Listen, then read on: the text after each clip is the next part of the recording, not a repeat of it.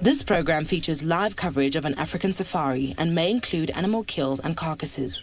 Viewer discretion is advised.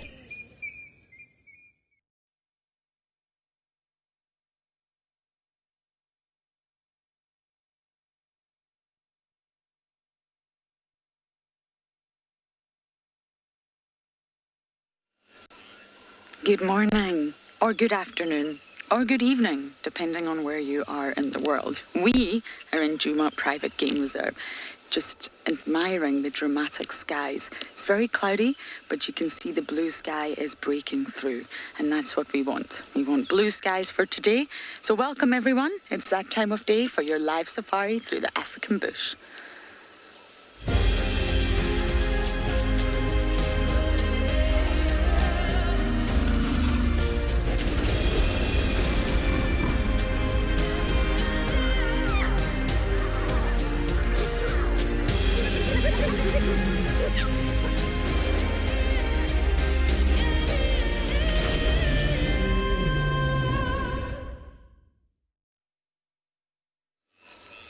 Pleasure to have you with us, everyone, on all the safari vehicles that you're going to be jumping on the back of today from different locations. But this location, as I already mentioned, is one of the best, Juma Private Game Reserve. My name is Lauren and I do have Davy on camera today, and we've just stopped on quarantine to admire the views. And of course, this is the best place and the best time actually to listen, look for tracks and try and figure out if anything happened last night. But so far we have not came up with very much, I'm afraid. It's a really pleasant morning, 22 degrees Celsius and 71 degrees Fahrenheit. I have a funny feeling that sun is going to burst through and, well, in no time we'll be complaining about the heat. So before I forget, you must talk to us. If you're on Twitter, use the hashtag WildEarth. If you're chatting on the YouTube chat stream, please use @FC, which stands for @Final Control.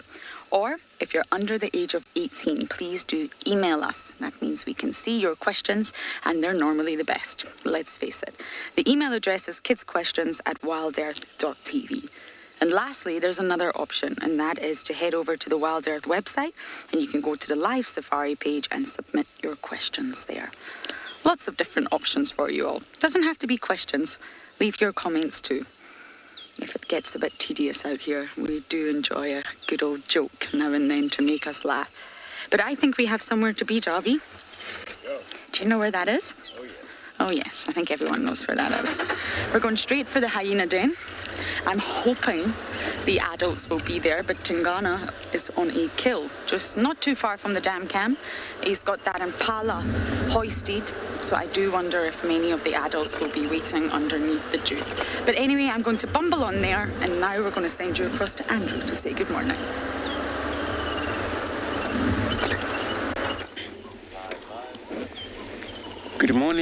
Good morning, everybody. Welcome to Juma Private Game Reserve. Here this morning we had a beautiful over Tingana with his kill. As you can see, he's busy feasting there. All of the breakfast that he tried harder to get since yesterday. My name's Andrew. On camera I have Simon this morning. So it was actually timing of visiting this Tingana male. And then he's right there now feeding.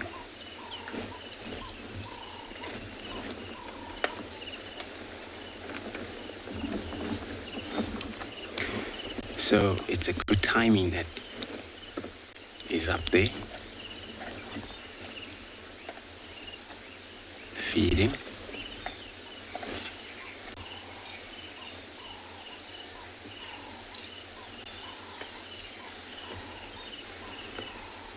And it's been a long night for him to be able to continuously carry on climbing that tree for eating, because he cannot put the meat on, not to let it down, otherwise there's a hyena here on the ground who would probably going to have it all.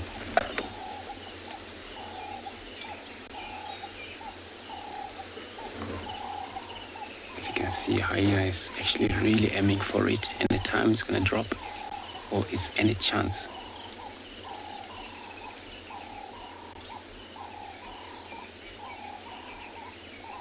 and Hyena would steal it.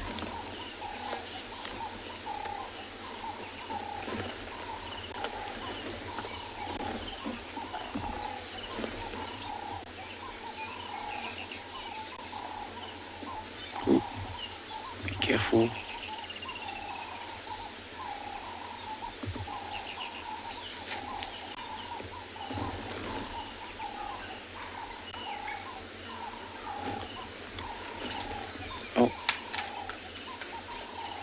I think it's not balanced anymore, so you will try to balance it so it mustn't fall out.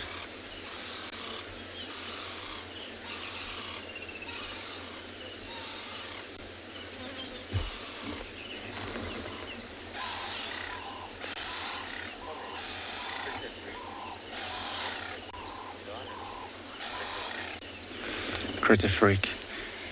So thanks for the comment. He's saying a great start or morning with the Tingana feeding. Indeed, it's such a very good sighting. We've been seeing him moving without feeding, so this is actually best time to spend with him, watching him having a breakfast.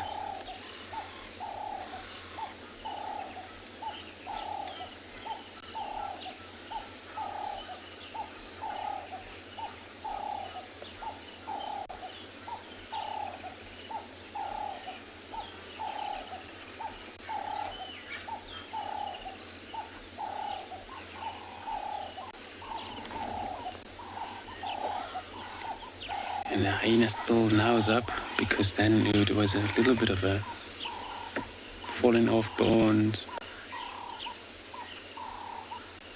All she does is just to make sure that she pick anything that fall off.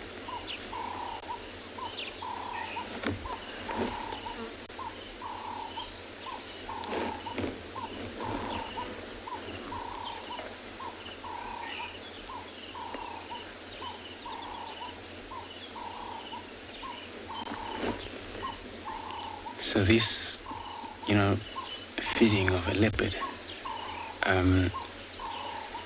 for the sensitive viewers, we're sorry about that, but we come to this position where Tingana is now feeding, and I know you're out there, then you may try, maybe avoid for now until you'll probably go down, lie down, and that's where you're gonna have a sighting of him, and I'm sure I won't be disturbed for now yet, because not a lot of vehicles that are out that I'm aware of, not yet, but there will be.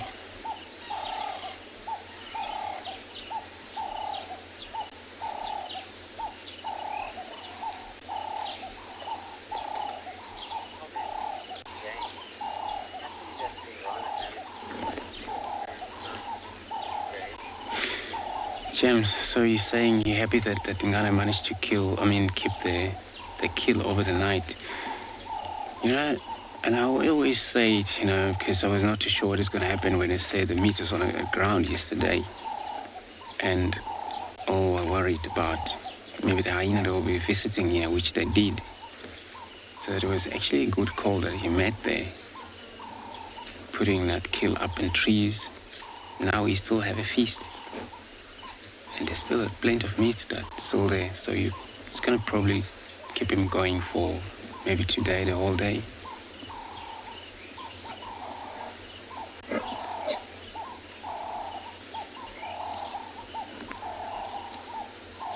Music I am not active.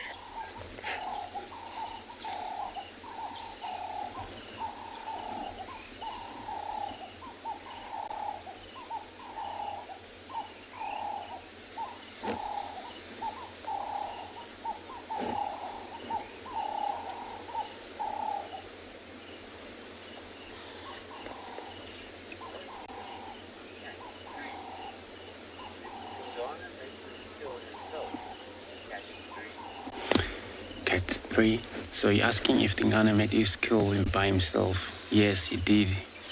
In fact, the other guy followed him early in the morning just before we started. and he was just traveling from one camp to another, and then he kind of like gave us a call. There's a Tingana heading kind of this direction of the dam, and he said it was an impala on the far eastern side of a dam. We came look around here, and then he was not around. And the other guy came in, the second guy looked around, was not around.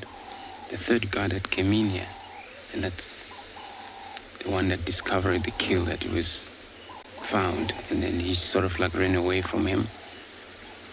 So he made it by himself.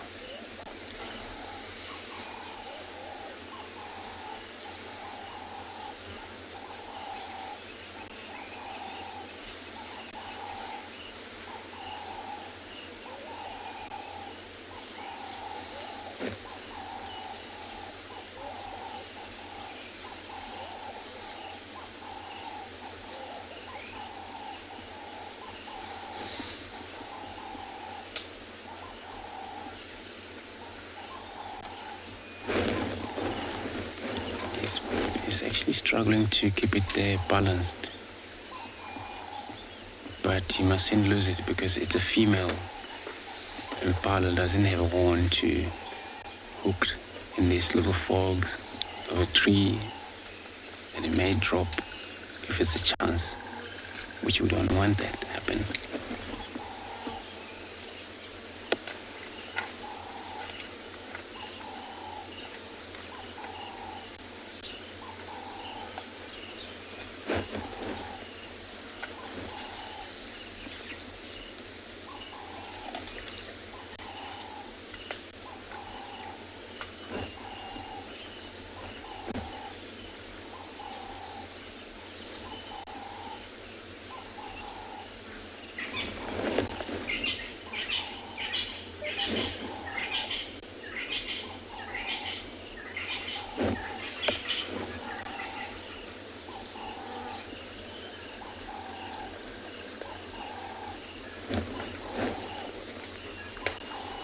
So I'm gonna stay put here while we have a chance and see what he does. Probably come down or for a drink while we're around.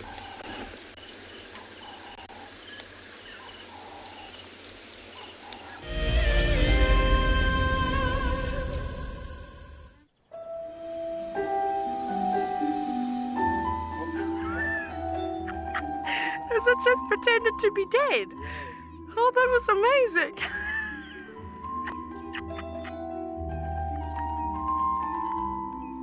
I can't. How do I it's like that is hands down the coolest. Expect the unexpected here on WildEarth Daily. Hi, my name is Taylor McCurdy and I'm coming to you from eco training here on Pridelands. My most favorite animal in Africa has to be the elephant that's behind me, and this is Kumo, you'll meet him.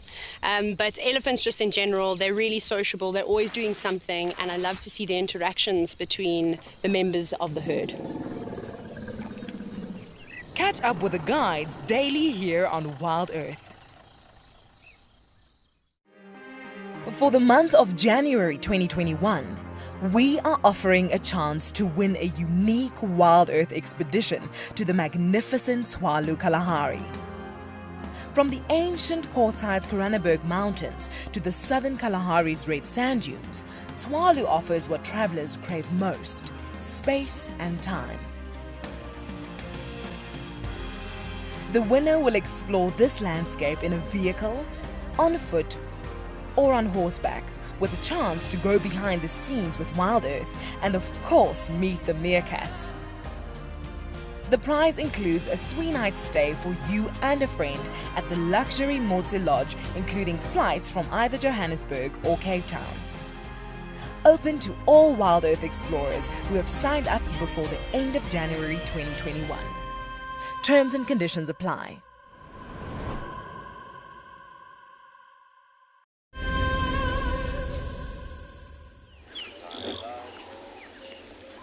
So now the hyena is still scratching himself. We're hoping for anything is gonna fall. So when we came down here, it was a leopard track on quarantine itself. And the female could be Tlalamba, could be Shidulu, because she was seen in an area south of that. And when I'm in this area here, I'm kind of like looking out, because I know they won't cooperate, or they will probably want to share, even though it's not possible. Since females are so young in size, are small, they won't push themselves into this position. Especially, it's not their kill, it's his kill right now. They're more likely to wait for a distance. But it's no sort of like any aggression, that is any cat around here. No sign. He's not looking around, worrying of anything.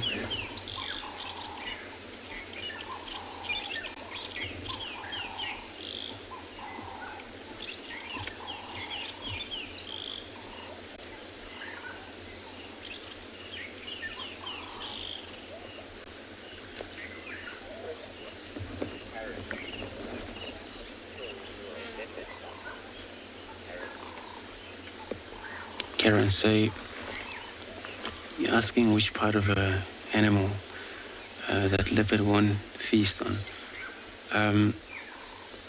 If it's a fully grown antelope, these kudus, then they would avoid hoofs. Males, they would avoid a horn. Skull, because there's so much strong bone, they can't crunch, but they will take any of her skin around the head of antelope, where this is the female.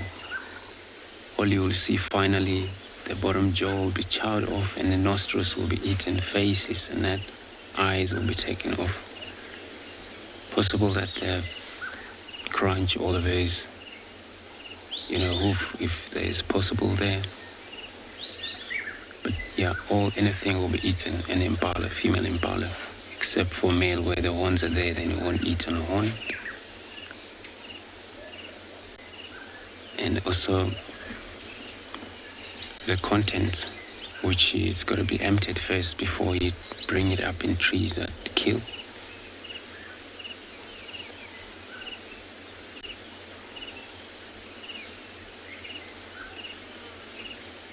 And the hair on their skin, many of them won't be eaten, but some will be taken.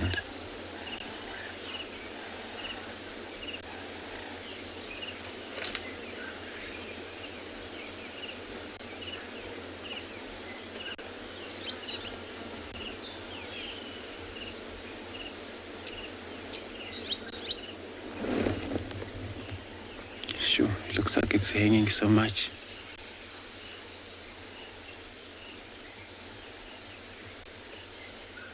So it was a decent size of an impala, which is great for him.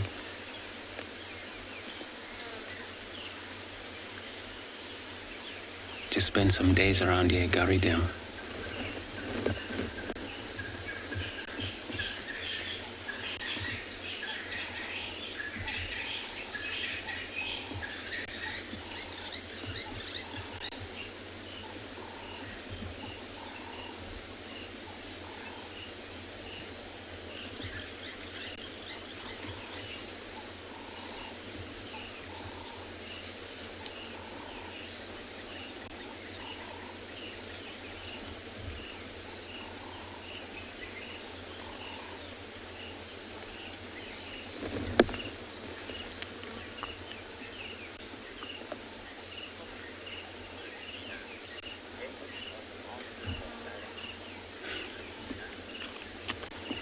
Thanks for the comment. So he's saying leopard are the master of the balance. Yeah, they are. In that very top of this tree here, and they all just make sure they don't fall off. Even there's a lot of movement. Feeding in that tree sometimes can't be comfortable for most leopards. That's why they prefer the ground where they can take it easy. Feeding even lying. And sitting up in those type. So in trees, it's for safety of their kill, also of themselves, but it's not comfortable for them to feed in that.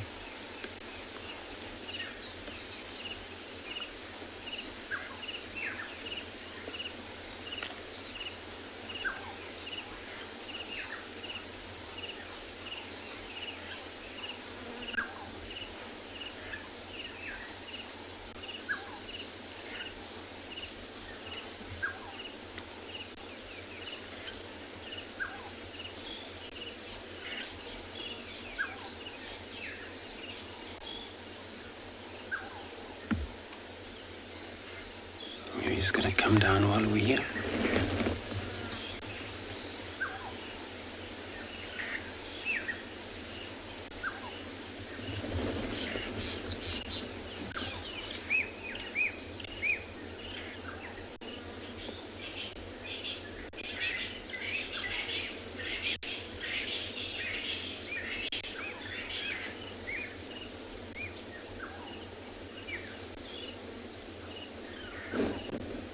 In this tree that the meat is on right now, it's one of the called Tamboti trees.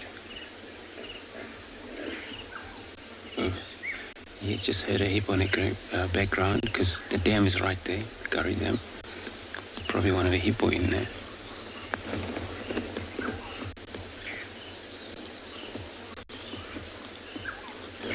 So any of the trees leopard can climb, not only Marula trees. It's so that Marula trees, it's easy for them.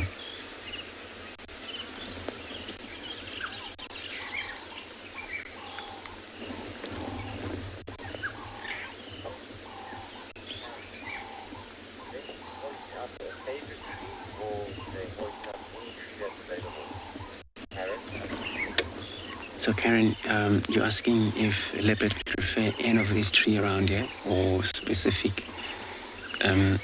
If there is a Marula trees around, of course they love it so much because it's easy for them to climb that tree, soft bark, and we're able to use their claw to support the whole body up with the whole fully load of impalas immediately. Then any of the tree that is available, if there's no Marula,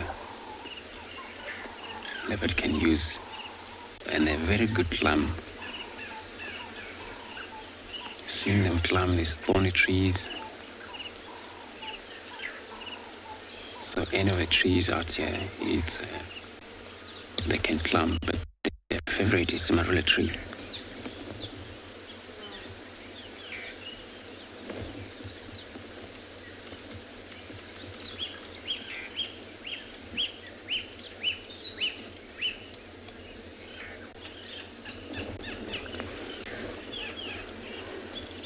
Hyena,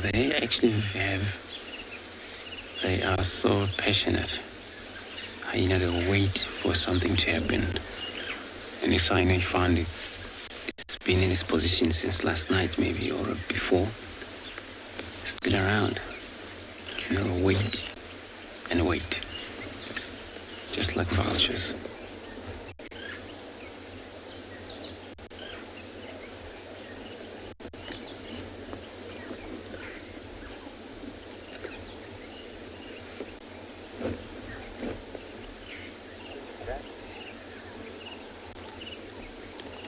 So I'm gonna stay put again while I'm sending you over across to Lauren with her bird.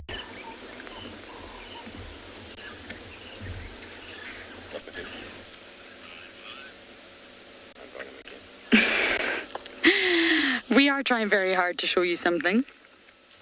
It is not just a hornbill. Believe it or not, everyone, this is the African grey hornbill, one that we very rarely get to put on camera. We always get the red-billed, we always get the yellow-billed, but this is the African grey hornbill. And although it's not uncommon here, it's a common resident, very difficult to put on camera, very flighty. So this is actually quite a unique, I don't think I've managed to put one on camera for a very long time. You can see the beak is a similar shape to the red-billed, but you can see it's grey in colour with that yellow stripe. I think this is the male. The females actually have a very, very red tip at the end of their beak. The males are also bigger than females, so when you see them together, you will see that the male is larger. But they are monogamous, so you will find them together. Is that the other one over there, Davy? Just here. Yes, it is, and it's calling. This also looks like a male, though. 2 grey hornbills and 1 sighting. My goodness me. And away they go. It was never going to last long. But we got lucky. They eat insects. And for some reason, they're very flighty. But it's not that they're uncommon. We do get them a lot here. We just tend to get better sightings with the red bills and the yellow bills. Can you see them, or have we completely lost them?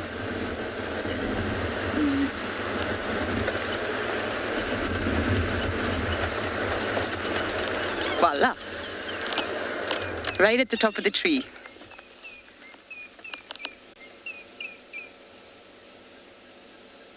You get lots of different species of hornbills, especially in Asia.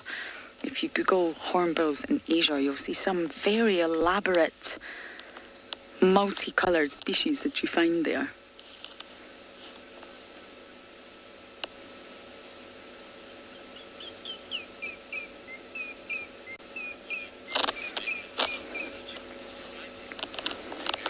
Megan, I agree, it's very cool. We really don't get to see them often.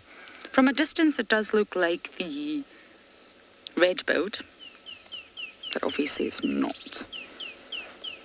It's the grey-billed. They're not as big as the yellow-billed, especially that big banana beak. They're smaller, but they're just lovely, lovely birds to see. Just not easy to get on camera. But it's a good start to the morning. We are going to loop back round and see if we can get anywhere with those female leopard tracks. Okay, so we're going to continue bumbling, and for now we're going to send you back to Mr. Tingana. You forgot a bit. So our Tingana is on the bottom, and now we just come down, rest on the ground, like we talk about comfortable is on the ground. Trees for them is for safety, but it's keeping an eye on that meat because it doesn't trust that branches maybe. And if it's not balanced enough, it happens a lot of time when the leopard have gone away from the kill, fell off while they're gone, because maybe it's not balanced enough. But that looks like balanced to me.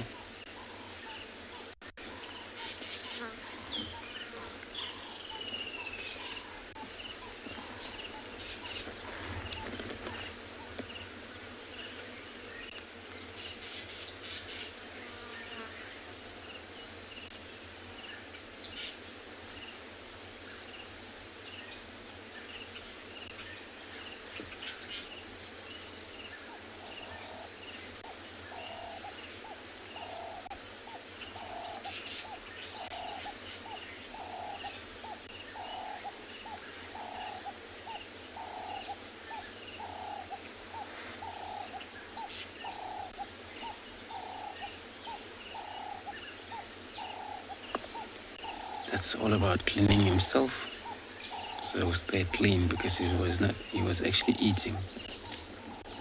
All the face all full of bloody smell and that.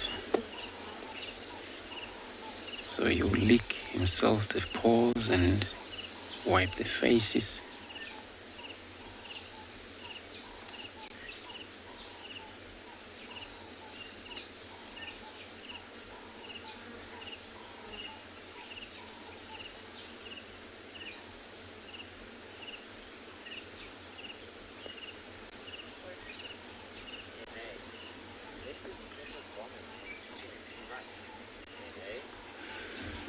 And as you're asking if leopard ever vomits, if they ever ate too much, I actually haven't seen that yet. and not when they are full stomach. But I've seen a leopard, vomit for their own benefit of their tummy when they're hungry, where the acid sometimes burn them so much and it's very sore on their tummy, and they would feed on grasses. For that, they would throw out the dirty or acid. From eating too much, every time is too much we're talking about sometimes can be 2 kilogram, 3 kilogram, 3.5 kilogram, depend on how big a cat it is. And then from there, it's enough. You will rest a little bit, digest.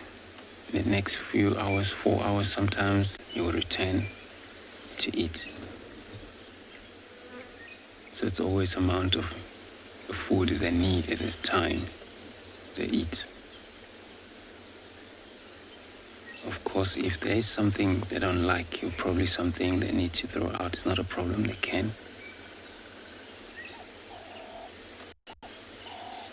Lions also can throw out fur if it's so much of fur in there and there's not much meat was in it.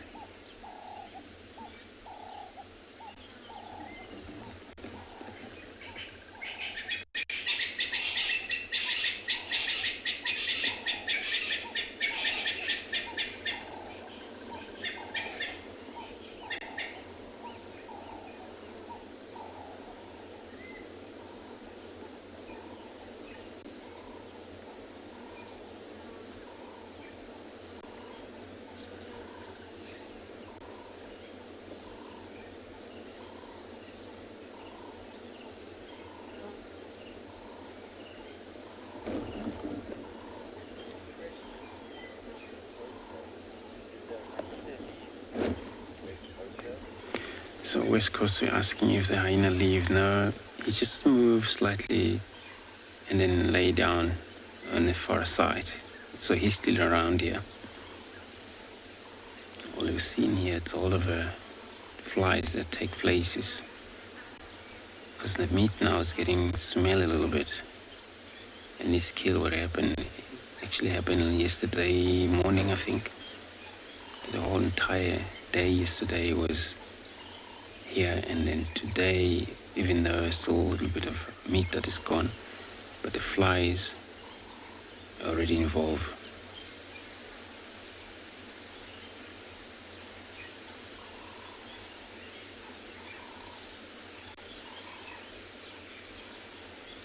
And what I can smell also, and maybe during the day there will be vultures visiting here, type of eagles, because one smell spread up, all the other scavengers get attracted.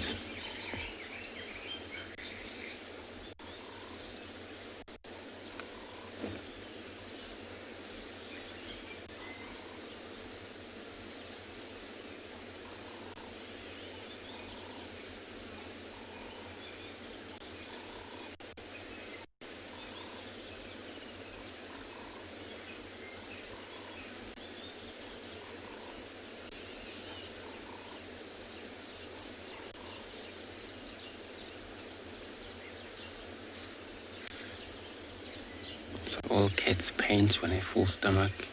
Those of you who were on the shore yesterday afternoon, we watched that male lion. After drink water, then he was doing the same.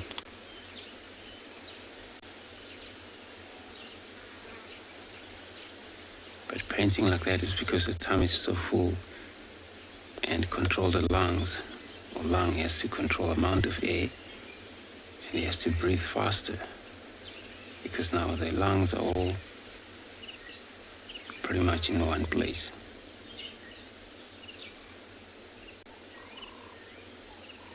Since the tummy expands a bit.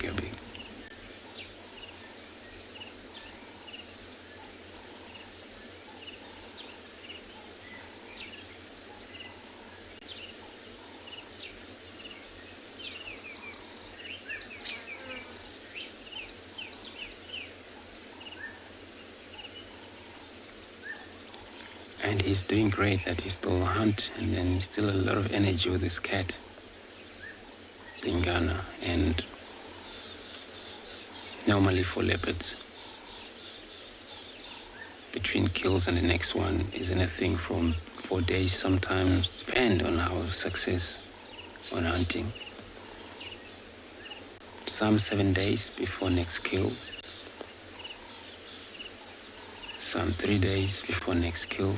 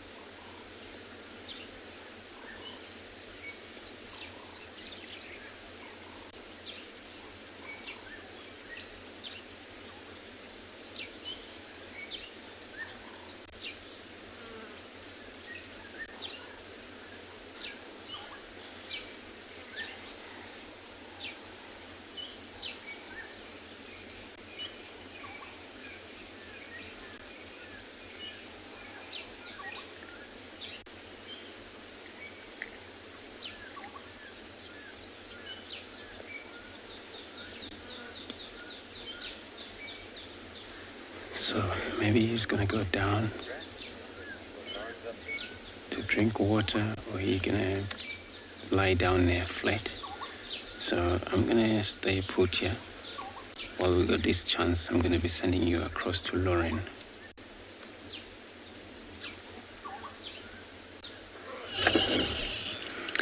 We have a slightly more unusual bird. We normally hear them, but we definitely do not see them as often as we see the other francolins. This is the Koiki francolin.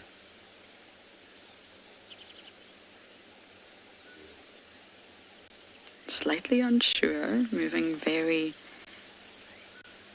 slowly through the thicket here. But these ones are my favorite. They have a very ridiculous call as well. I'm not going to do it because, well, that could be embarrassing. But when I get up ahead, I can play it for you.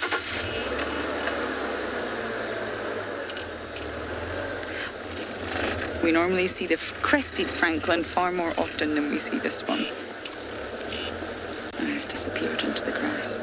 Now, I'm not having much luck on my side, but what we've done is just a big loop just to see if you're behind an animal in their tracks. I drove that road last night, so what that tells you is from around 8 o'clock until this morning was when that female leopard moved. That's a big window of time, so it's definitely fresh, but was it last night before midnight? Or was it in the wee early hours of the morning? You do not know. So either way, you're behind the animal. And you're trying to think who it could be. Process of elimination. You could be wrong, but it's a female. Judging by the roads used, I would personally guess Shudulu, coming backing, or Tlalamba. So you've got your speculations as to who it could be and where they would go from there. So we're trying to do a loop round to see if they pop out or pop across. And if they don't, then it would generally tend to mean they're still in the central area. Now, of course, you could get it wrong, but it's better just to take a wider loop and see if you can pick up on the animal, because, of course, she could have moved a good 8 hours ago, which is a very long time out here in the bush. So although they're fresh, it's very difficult to determine exactly how fresh.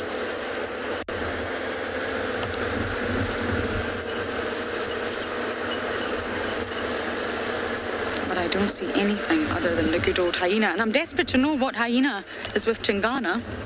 Don't know if it's been identified, but I would love to know who it is.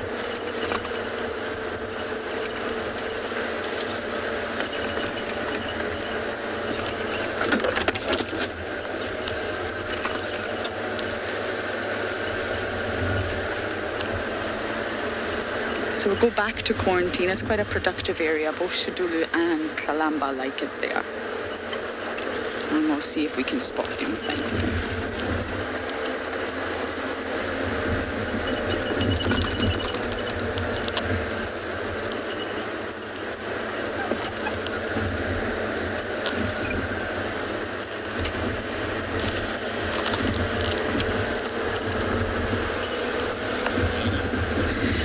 Okay, so wish me luck on my search, but for now, let's go back over to Tingana.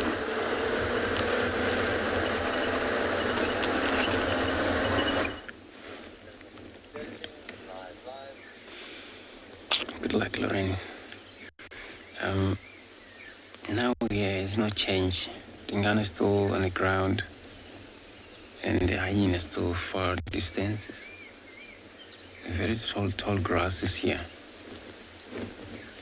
As you can see how he's trying to hide, not to hide, but there's no chance. This grass is being so tall. And he's even taking it easy, closing his eyes. Oh, he says no.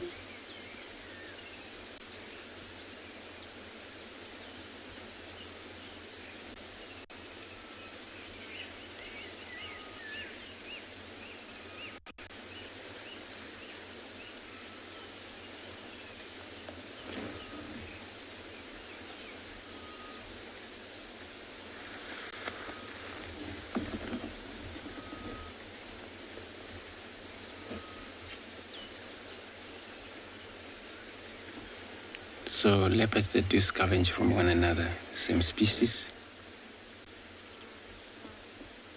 But male will do that to the females. And to any weakest male. They will steal from one another, and they can steal from dogs if it's a chance. And so they're scavengers as well, not only hyena.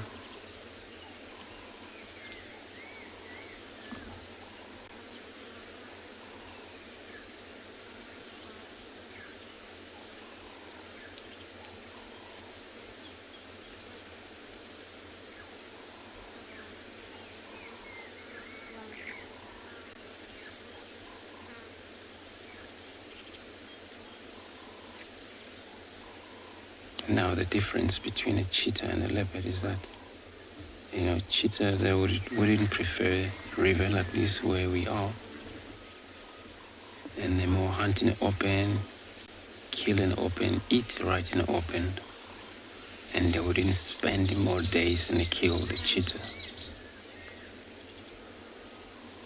Where leopard would spend more days until the meat is finished.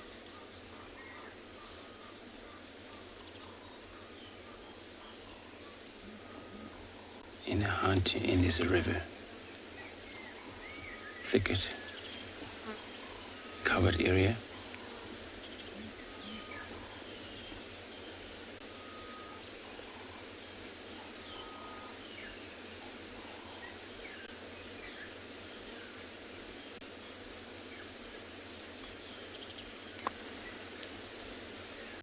And they are nocturnal.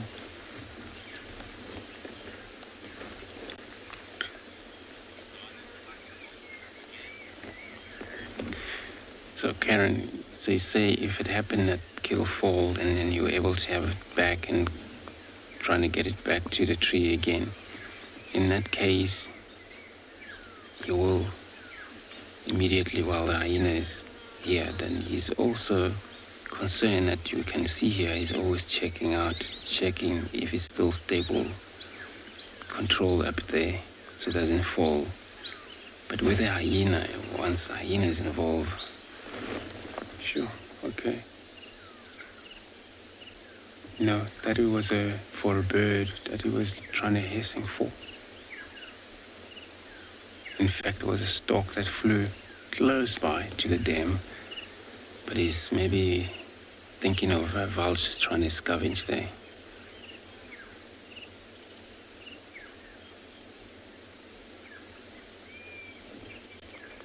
Yeah, but a lot of time they lost their kill to hyenas. The hyenas are strong. One hyena can still steal this kill from him.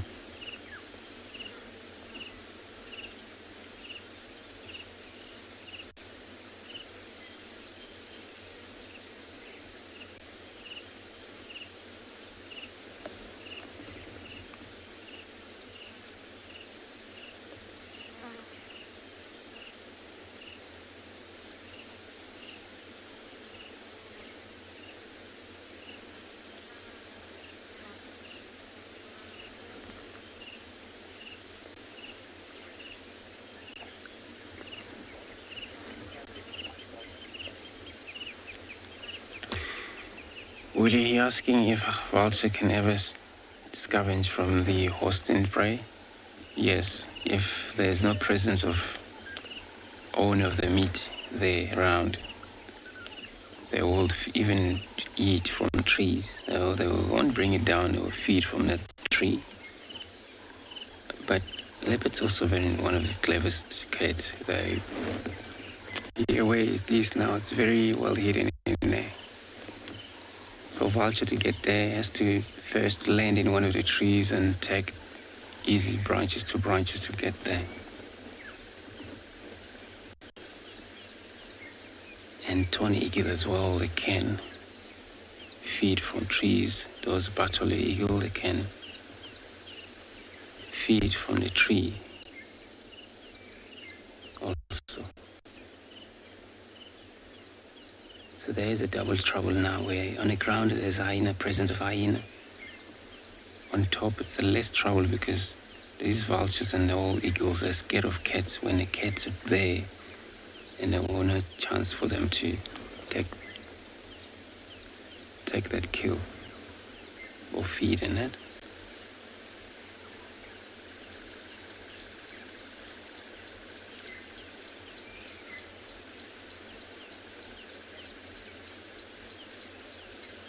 Look, so much already been taken.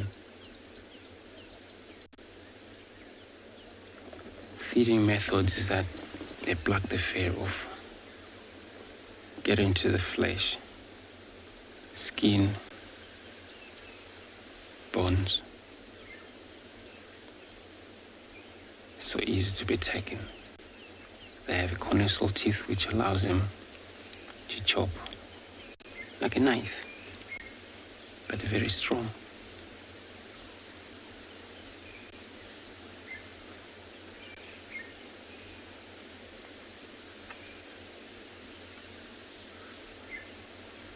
So I'm gonna stay put.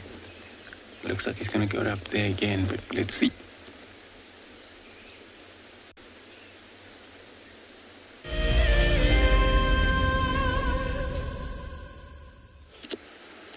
Sometimes on drive, I just like to take a breather. It's a lot of driving. Sometimes we drive for up to 7 hours per day. That would get you to Joburg from here. Sometimes take a breather, admire the view, make a plan, and listen. Sometimes it's hard to hear over your engine. So Davi's going to work his magic, and we're just going to admire this view for a moment.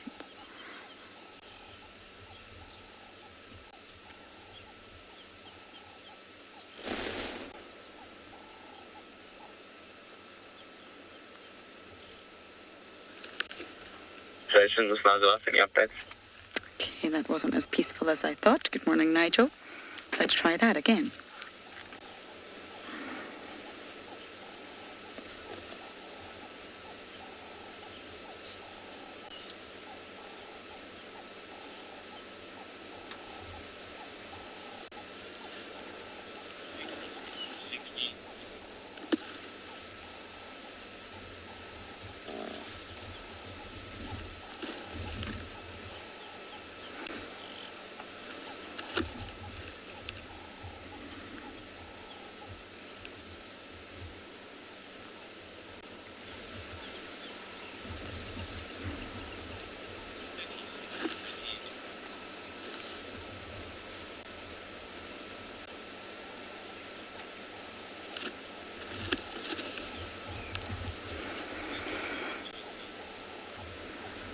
Isn't it beautiful?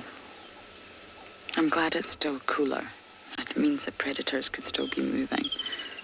So I'm going to keep trying just to figure out where this leopardess went, and hopefully we will get lucky and spot some spots soon.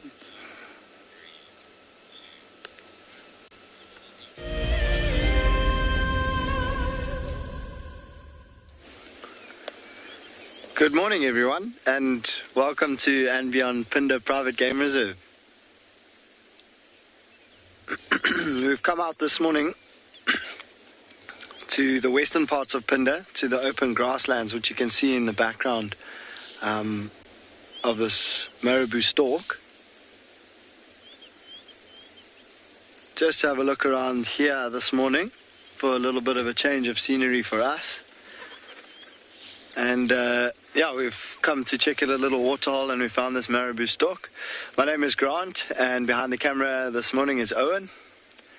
And yeah, I thought we'd come out to look at the open grassy areas, see if we could find some lions to start off with this morning. And we've just stopped at a waterhole, or a little pan system that the lions do spend quite a bit of time around. And there's just that one Marabou stork walking around, and every now and then it is plucking or picking something up off the ground. I wasn't able to see exactly what it was, but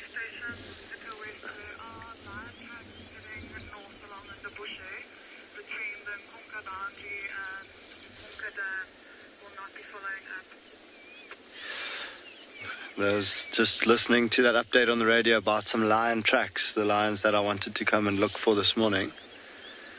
And so not too far from here there are some tracks. But what we're doing at the moment is just watching that Marabou stork, also listening out if we might hear any alarm calls. It's quite a nice and cool morning. We've got a lot of cloud cover, and there's a bit of a stiff breeze blowing. I'm wearing my fleece this morning for the first time, I think, in a couple of months. So it is quite chilly, which is great for the predators, for lions and leopards. But the lions that we wanted to come and look for in this area could have been active last night, but with this weather we're having at the moment, they might still be a bit active.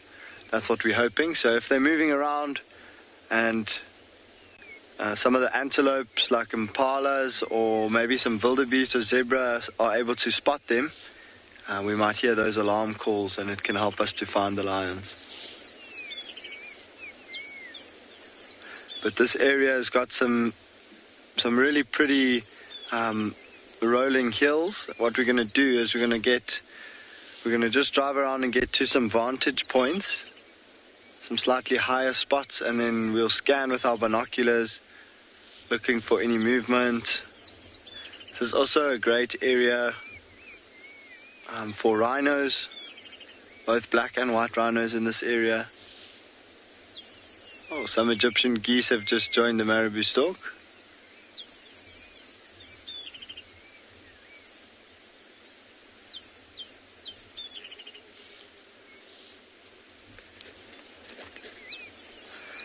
That is, it's definitely a big stork.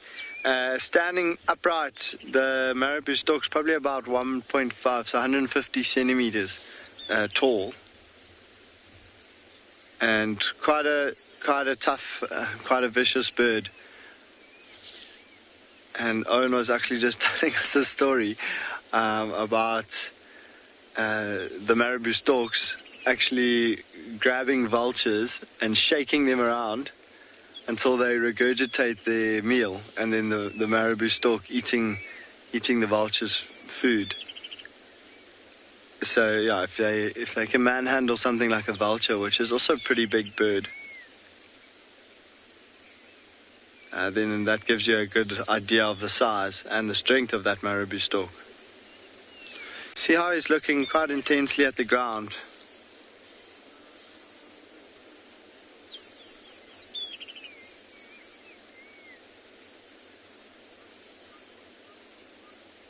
I wonder if there's some insects. So this spot is one of the few water holes in this area, and so lots of animals do come from far and wide and drink water here.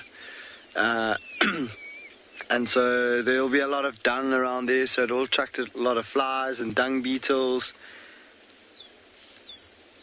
And there's lots of other insects, and so that attracts lots of other smaller birds. But I think that Marabou stork might be after some of the insects that have been drawn in by the dung.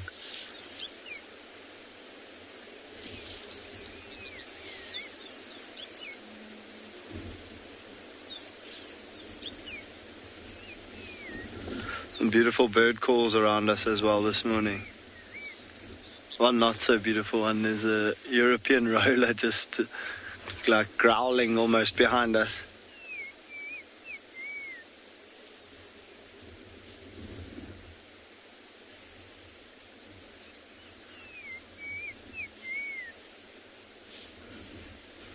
And the European rollers will also be attracted to this area for those insects.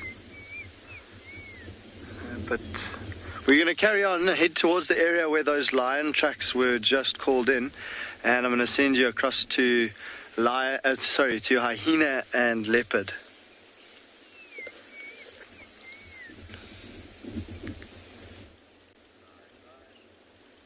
Grant, good luck finding.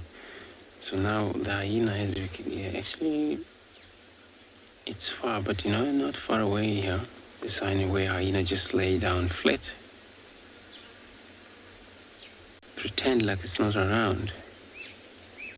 Probably this is how the leopard is sometimes trying to fool the leopard.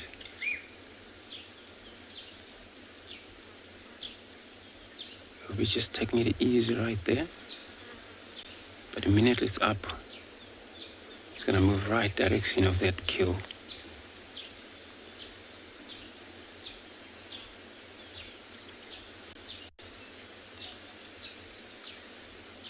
Hyena, when they feed, they're very straight up.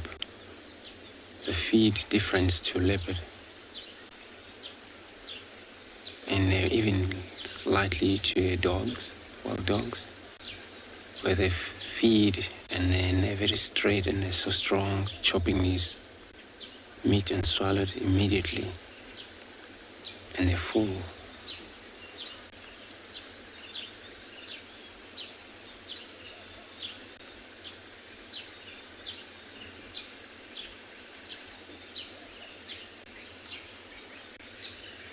So after this meat all done, the leopard is going to move off. If he's polite enough, he's going to probably let it drop whatever's left. Bones. And the hyena would go drop him. Or pick him up.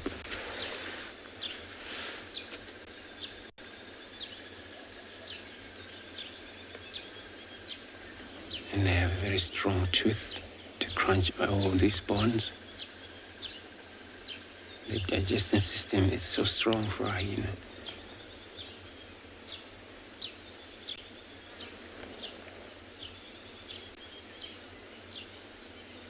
And now we're back to our leopard. It's no change. But also the meat is still there, balanced very well.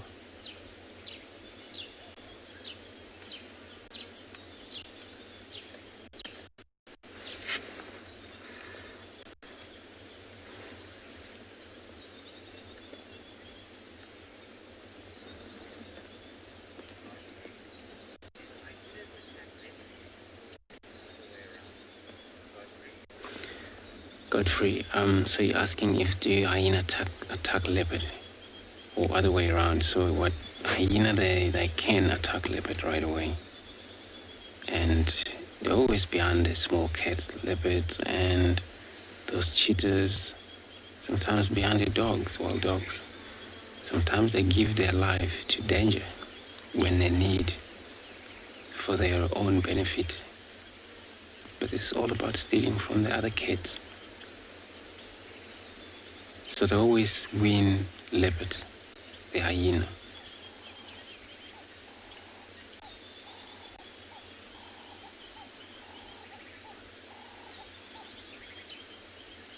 So it's now nothing going on because hyena cannot climb trees. And that's why it's just gonna wait there far distances. But if ever that meat drop, they will be competing. That leopard and hyena, they will be just focusing on one thing. So whoever get it first. If leopard get it first, get it up in trees immediately before hyena get hold of just any piece of a skin. Because it's also powerful. They can overpower leopard. That way. Sometimes sometimes also leopard, for their own safety, trying to avoid to be injured by hyena with those bites they have.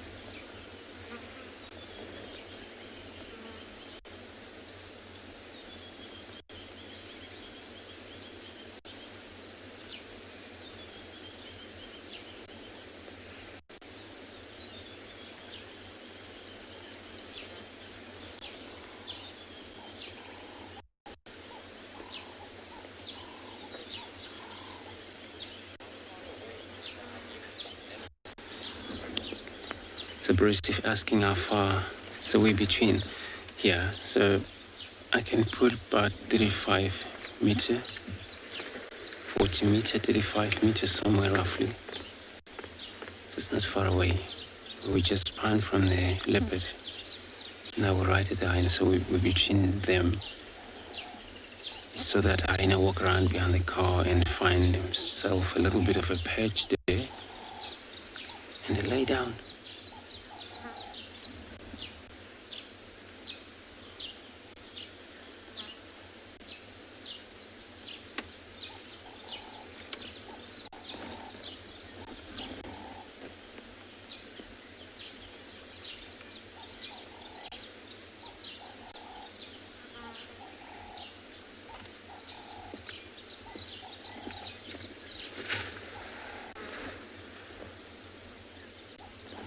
And hyena, they will build with a low back and high front. The reason for that is just give it a lot of chances on the strength of taking carcasses way distance back to the den. Doesn't matter how far it is.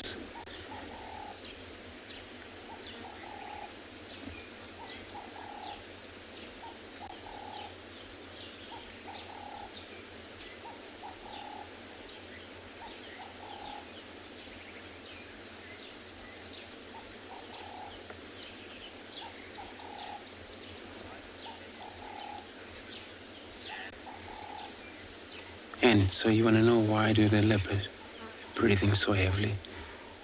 It's because it's full and I have eaten so much of the meat. Where most cats, lions also do the same. When they have eaten so much, they lie down, but they cannot control themselves, and their tummy expands so much that they even involve their lungs to be shifted in one place a lot. And they have to breathe very fast to be able to make it. So now this is a force by their lungs, wanting oxygen at a time.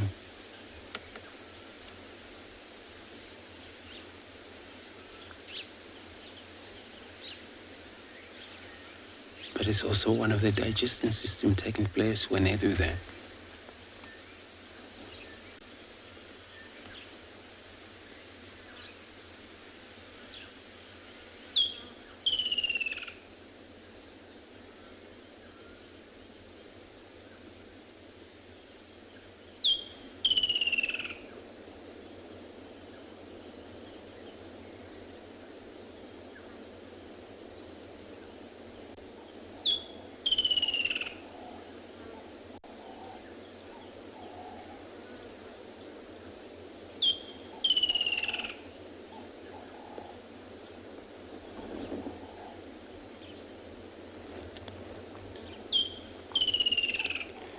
Summer, it brings a lot of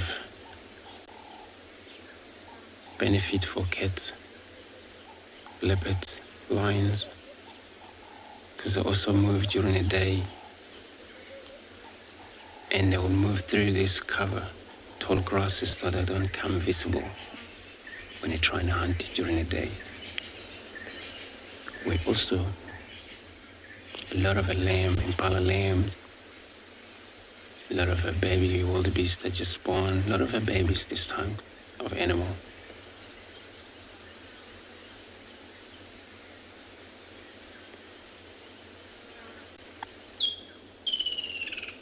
For leopard, they don't have to kill all big game at all time.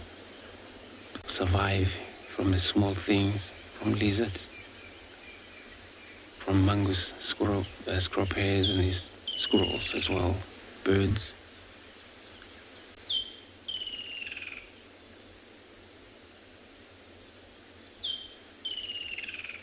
But what is good about getting a big meal is that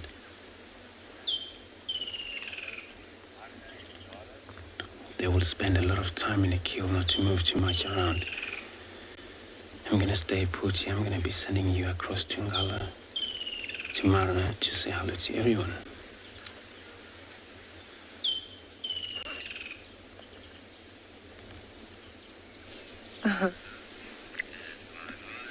Morning, and welcome to andBeyond Ngala, where we are sitting and watching these Marula fruits, waiting for them to fall down.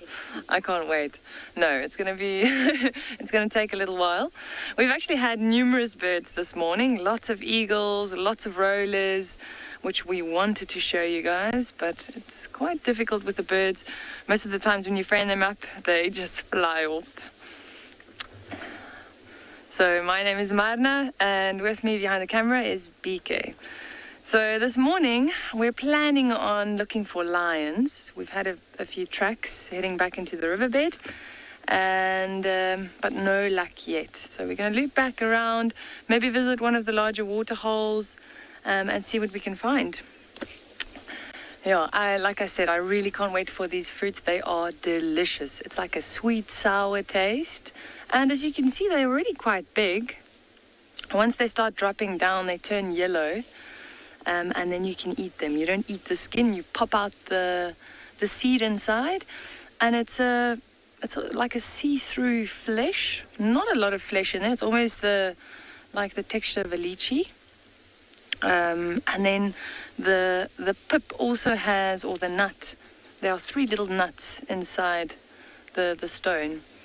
Which is also really delicious. I can't wait for them. They're really high in vitamin C, and a very nice treat for us, as well as for the animals. All right, but I think we're going to get moving and see if we can find any animals.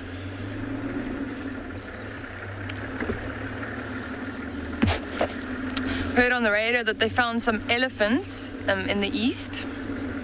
We've only been seeing impalas and birds. Not that that's a bad thing, but let's see what else we can find. It has actually rained this morning as well. As you can see, the sun is starting to come out, but yeah, I think half an hour after we got mobile, it started raining on us. But it has cleared up. Just a little wake up for us.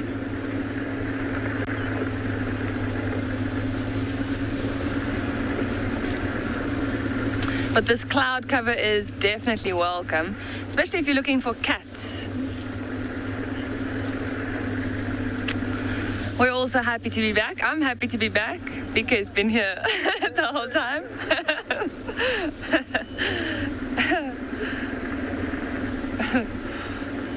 Yeah, but like I was saying, with this cloud cover, it's really nice to be out. And the cats also enjoy this bit of cloud cover because it's nice and cool, so they'll be moving a lot later into the morning. When it's sunny, you know, they just go lay under a bush somewhere and sleep. But now the chances of finding them are a bit better. They'll be active for a lot longer, so it's good for us.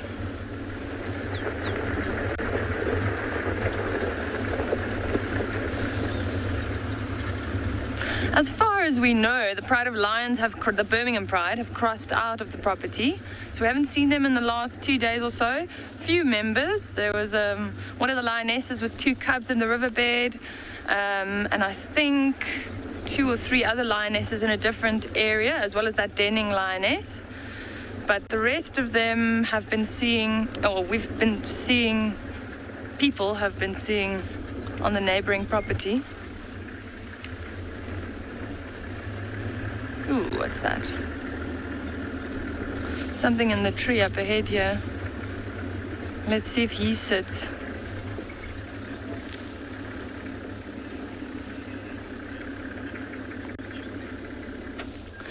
Jerome's asking what the hardest animal to track is. Jerome, probably... Well, if we're going for the big stuff, it's probably a leopard, just because they're solitary and, you know, they're often like kind of, I'm going to say zigzag through the bush. You know, if you compare that to a pride of lions, they're usually in a big group, so there would be lots of tracks. So it's a lot easier to track, let's say, lions compared to a leopard. And also the areas where the leopards are, you know, the areas they frequent, it's a lot thicker. So definitely a lot harder to track compared to lions. Let's quickly have a look at this bird. Let's see. Ooh. All right. So it actually looks like a Wahlberg's eagle, but one of the pale morph. I don't know if you can see it clearly there on screen. He has got a small crest on the back of the head. And he is turning his head, so the wind is blowing the feathers up a little bit as well. But he's got a tiny crest there. He's got yellow and black on the bill. Yellow at the base, black at the tip. And then he's got like almost yellowish grey talons. Now with the Wahlberg's eagles, that little crest at the back of the head, that's usually one of the distinguishing features. I really like the pale morphs. They really are beautiful. This looks like a young bird. Seems like he's still changing color. Beautiful, those dark wings, and then almost like a, not really white, but like cream on the chest. Very pretty.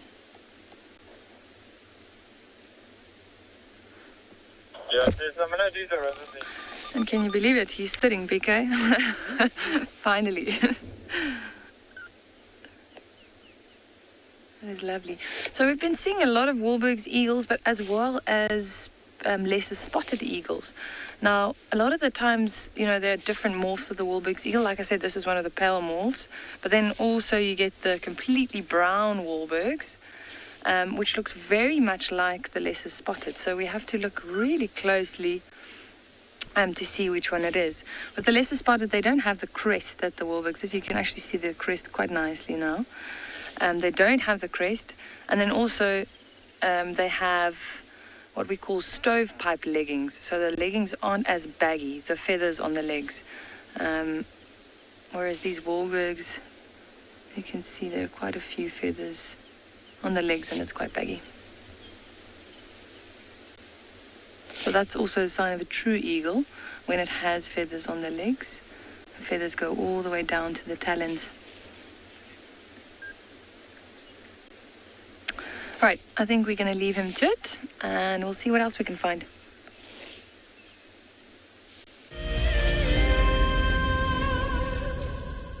Have you been watching WildEarth and dreamt of being right there on safari with one of the guides? Well, now you can. WildEarth is offering you a chance to buy a ticket to dream. You or a friend can hop on board a live WildEarth show and join our guide on safari. The ticket is redeemable at any of our locations, anytime in the future. Only a limited number of tickets are available, so don't wait. Get your ticket now and start dreaming.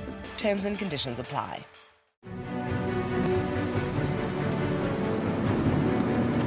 We've seen these ellies really chase wild dogs before. Let's get into the spot. There we go, here it comes.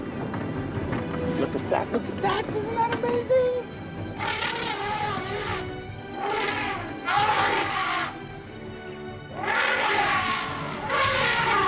Expect the unexpected here on WildEarth daily. This is Rusty. He's my favorite vehicle and we've been through all the good times here in the bush. Now, if you feel a connection to Djuma Game Reserve like I do, then we have a fantastic opportunity for you. You can have your name engraved on a brushed metal plaque just like this one, and we will attach it to Rusty so you can always be with us on safari in spirit. We will even send you a digital photograph once your plaque is mounted on Rusty. Spaces are limited, so grab your spot now. My name is Taylor McCurdy and I work for Eco Training. I love hearing from all of the viewers. However, I particularly enjoy those of you who have been watching for a few years. Your questions are just so advanced and they really get me thinking. If you'd like to ask a question on WildEarth, you need to register on our website.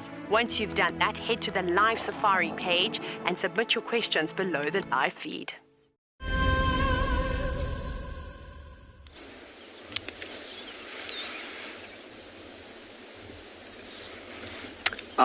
Our game plan has worked this morning.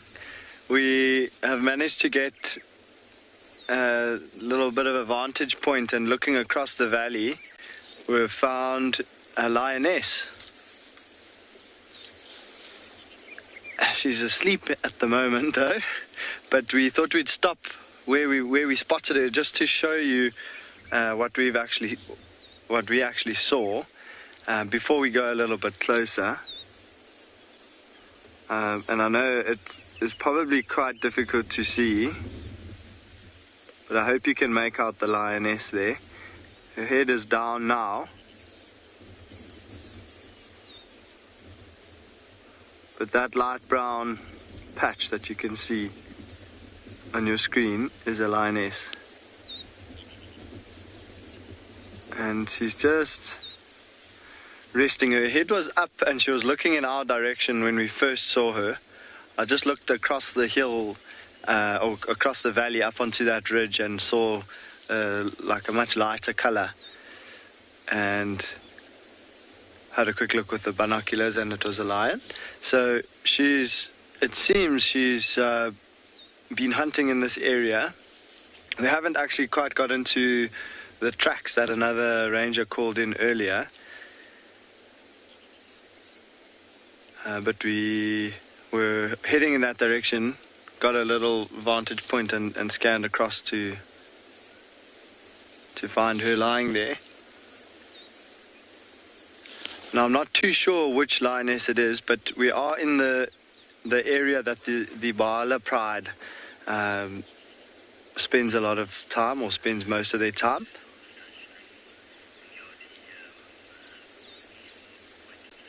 Now the Ngala Pride has got 3 lionesses. The one has got the 3 sub-adult male cubs. One has got the 2 younger male cubs. And the third one, we are pretty certain she's got 4 little cubs. So let's go have a closer look and see if we can maybe get a look at which lioness it is. And in the meantime, I'm going to send you across to Marna.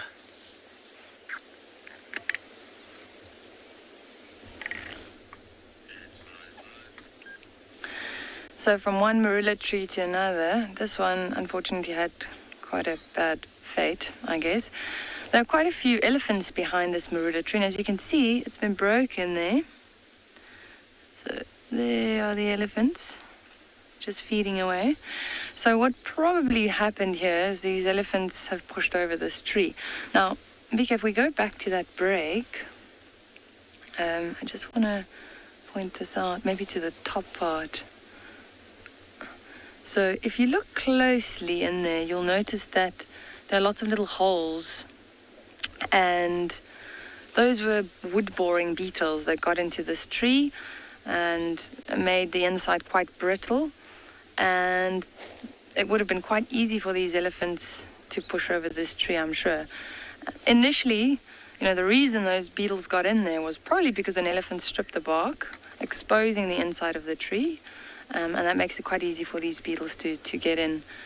And, like us wanting those Marula fruits, I think these elephants were impatient, pushed this tree over, and now they've probably fed on most of the unripe Marulas that are down there, and they're also feeding on the leaves.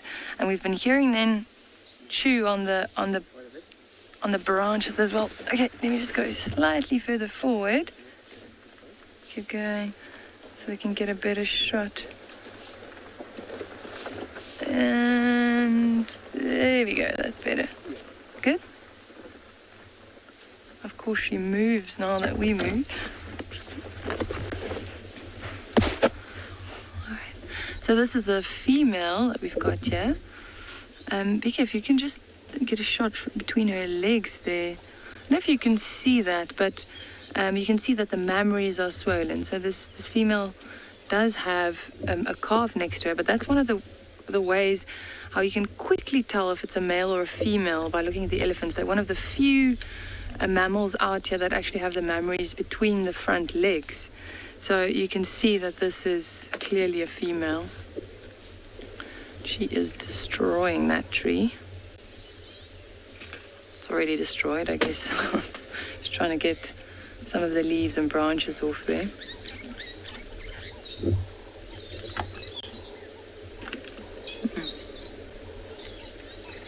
We can actually hear her chewing. It's interesting that they're feeding on this, especially this time of year. You know, there's a lot of grass available at the moment, and normally that's mostly what they'll feed on at this time of year. So it's interesting that they pushed over this tree and now they're going for the branches, so getting to that cambium layer, the inner bark, and also the leaves of the Marula, and as well as the unripe fruit, like I mentioned. She's a beauty. Watch her wrapping that trunk around that branch. Oh, that was so easy. Another one.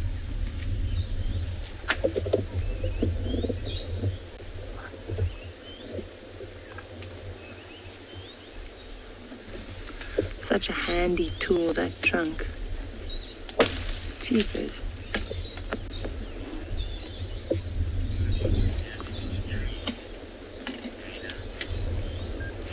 So Dana's asking if elephants do a lot of damage to trees. Dana, yes and no. You know, they do a lot of the, let's say, gardening out here. So yeah, we see something like this and they have destroyed this tree, but because it has been damaged before and those beetles got in there, you know, this was bound to happen. So if we had another big storm, this could have potentially happened naturally as well. So yes, they do a lot of damage by pushing over trees and things, but you know, that creates another little micro habitat for other creatures like frogs and insects and all kinds of other things that we don't think about. We just see the pushed over tree and we're like, these elephants, they do so much damage. But you know, there are a lot of benefits to this as well. And even though this is such a big, beautiful tree, you know, others will grow, and there are a lot of other large trees in this area. If it is, however, a fenced area and there are too many elephants for, you know, a small reserve, then the elephants do a lot of damage. You know, then they'll just keep pushing the trees over. But luckily here it's an open system, so the elephants can move around, and yeah, they do push over trees, but like I said, it's not necessarily just bad. I don't know if you can hear that, like it's quite loud the way she's chewing on that branch there.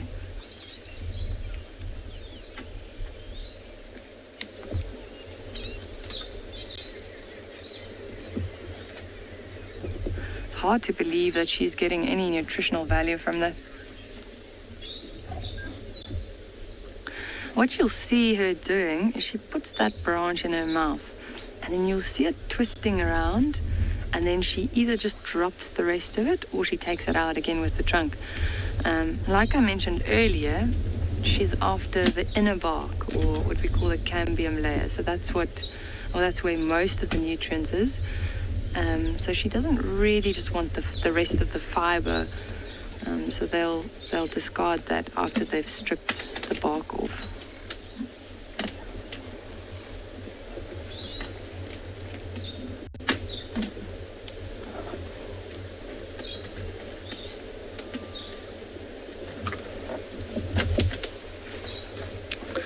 Nice little family breakfast.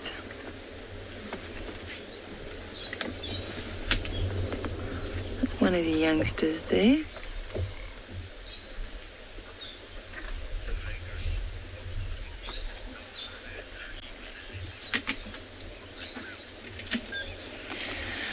Gregory's asking if an elephant would knock over a tree with a leopard in it. Gregory, in general, the elephants are usually, they're quite skittish around predators, even though, a leopard would never be able to take down an elephant or hunt an elephant. But most of the times they're quite skittish around them. Sometimes they'll chase them just to get rid of them because they don't want them around, especially if it's a herd with youngsters. As far as pushing over a tree with a leopard in it, I doubt it, eh? I doubt it. They'll probably move out of the area rather than trying to push over the tree. But that would be quite fun to watch. It would be interesting to see what the leopard does.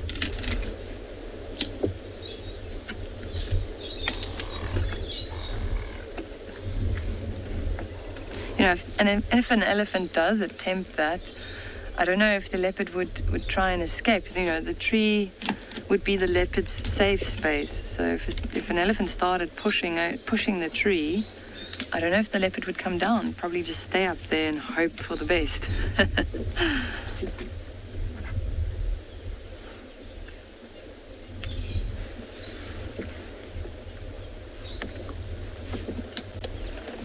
That's quite a beautiful shot, actually, with the green vegetation framing them through this little window we've got here.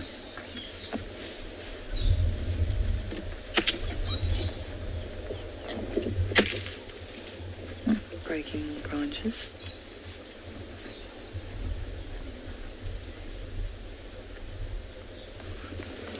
And the nice thing here, if these elephants leave and they don't eat all of the leaves and the fruit that's left there, other animals will also come and eat that. And that is one of the major benefits of these elephants pushing over trees in winter time, is they'll feed on the trees and the leaves that they've pushed over. And in winter, there isn't a lot of grass and even trees with leaves on them. So once the elephants leave, things like kudus and other antelopes will come and they'll also feed on that. Now, of course, there's no shortage of food, so this wasn't really necessary, but who knows why they did it.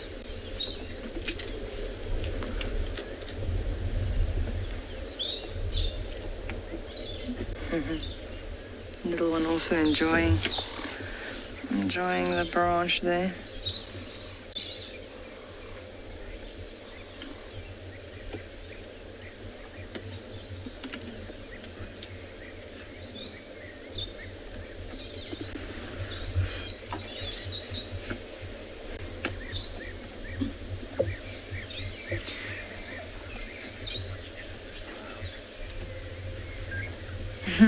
Everyone's saying they can watch elephants for hours. I agree.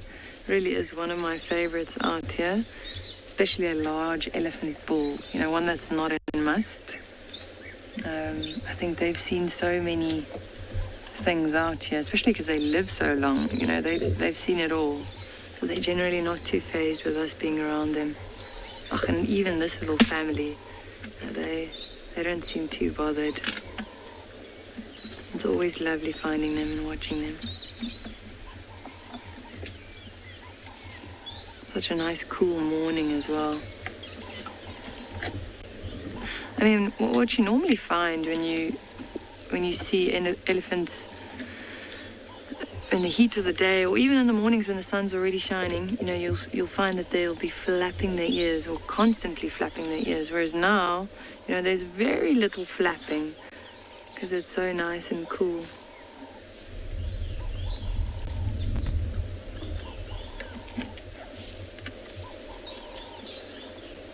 Got a bunch of youngsters. A few more calves on the other side. Right, we're going to sit with them for a little while longer, and we're going to send you back to Andrew at a roadblock.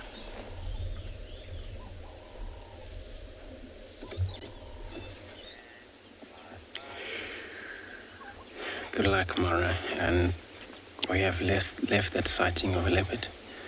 And we were probably going to go later on just to see if there's any change there. We let other vehicles went in. And now we got a mix of antelope here. So 2 species of antelope. Impalas as a mixed feeder and a wildebeest as a grazer, but short grass grazer. And this is how they love about to be together. There's not such a competition. We impala around here. They don't mind taking any sorts of short grasses.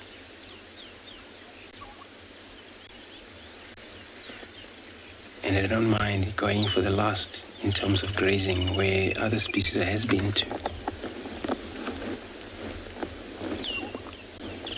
But it makes them so much of success as impalas. They never struggle finding their graze land or finding their browsers, because then they're actually mixed feeder. During the drought, we see a lot of animals starving to death, such as buffalo moose, example. Where now the impalas, they sustained during those hard seasons. It's just because they are mixed feeder. They don't mind taking any of the sorts of available food, browsing, grazing. But also allowing the other company of antelope be in the same spot.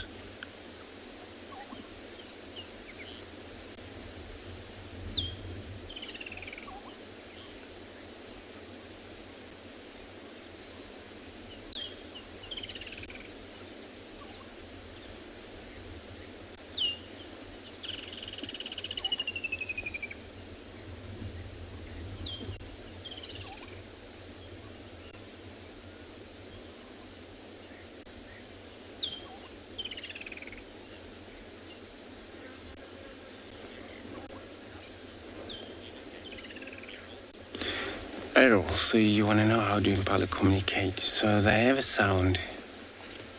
They make sound where some sound, sorts of few sounds they can make. Communicate from one another, communicate against when they want to unite with their babies. It's actually lamping time now where they sometimes separate from their babies. When you hear them, you would think of maybe a hawk or warthog snouting in the background. But also when they communicate, when they shout for a danger, which is a warning call, they can make sound as well. It's about the same with the wildebeest, but they make different sound compared to the impalas.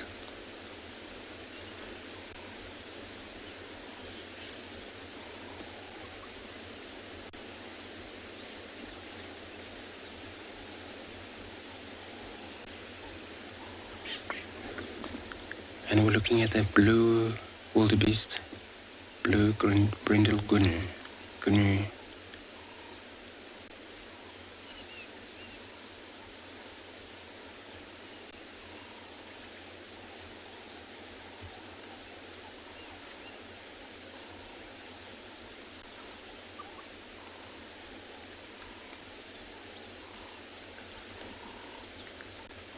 Just take it easy on the ground.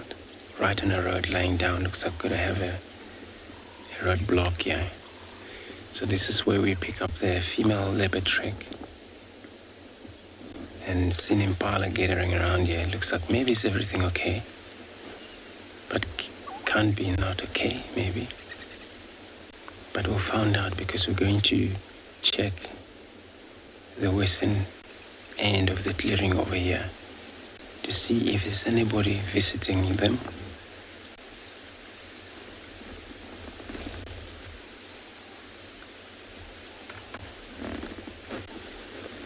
So we're gonna move on, search if there is a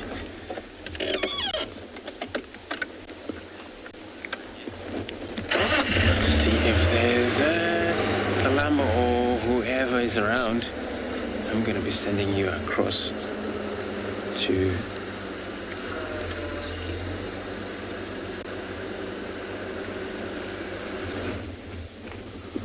good luck to Andrew and his leopard search.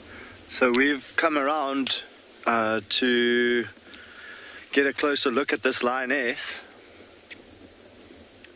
and she's just put her head up. She's been resting and then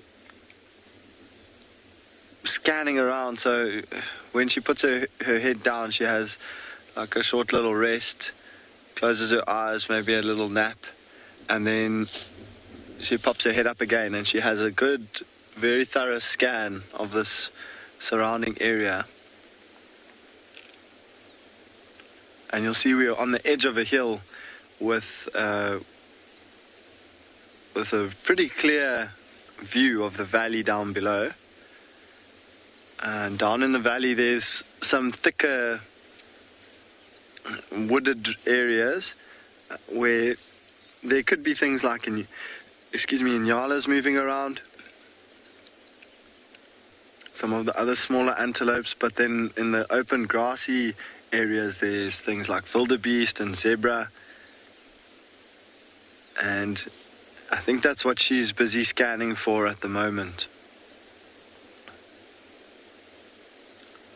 And down in the valley just below us there's actually a little bit of water, some mud wallows and some small pans, which on a hot day would attract some of those animals to come and drink. So she's got a perfect vantage point here to stake out those, well, the valley below and also those water holes. But for now it's still quite nice and cool. There's a bit of a breeze blowing. I haven't been able to get a good clear look at the lioness. It's definitely one of the Biola lionesses, Biola Pride lionesses. But she's lying almost a little bit curled up because I think she's feeling a little bit cool today.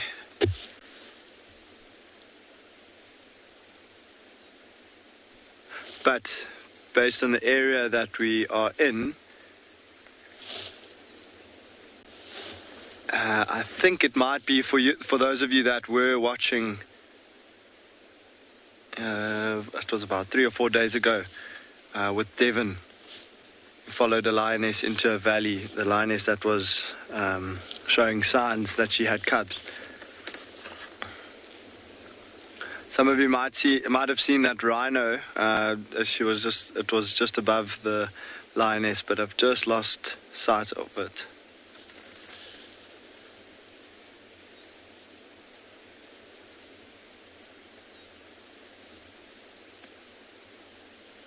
Oh, it's gone down the hill. There was a big white rhino bull that we saw after we'd spotted the lioness and we were driving around. There was a big white rhino bull that seemed to be on the scent of something, most likely a female, and he was really on a mission. We thought he was heading straight towards the lioness, but he's gone past. So you'll see the lioness now is falling asleep. See how her head is hanging down towards her chest, and I think she is having another one of those little naps.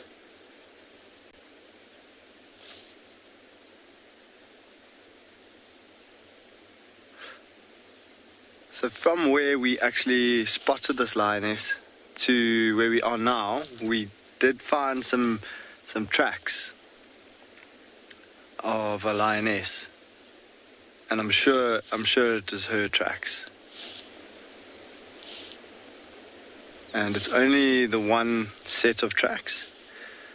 So it's also that is another indication that it might be that lioness with the very small cubs. They have only been seen once before, and then she's moved them back into the drainage line where Devon followed her to.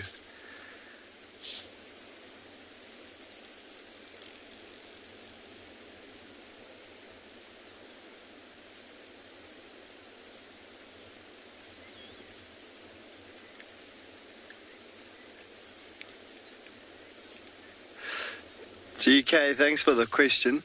So most of the time it's body language, but with these really small cubs, in the early phases, when mom wants them to stay in a den site, they instinctually just rest and lie down where mom leads them to or puts them. And these little cubs are still very, very young. So mom took them to this drainage line, which is like a temporary den site. We're not too sure what. There might be a little cave or a hole there that she kept them in.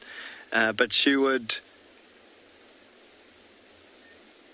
give them some kind of a little vocalization or a sound that will tell them to stay put. They will also see, based on her body language, that she's heading out to hunt and that they shouldn't follow her. And then that same behavior is seen with the cubs as they get older. And when they start following mom around, when they're a little bit bigger, they follow mom, and if she spots a hunting opportunity while they're moving around, then the cubs again will be able to see from her body language that she's in serious stalk mode, and depending on the age at that time, they'll most likely just lie down where they are. And then at a later stage, when they see mom's body language changing into stalk mode, then they as well will get into a posture where they are using cover to conceal themselves, treading softly, watching their step.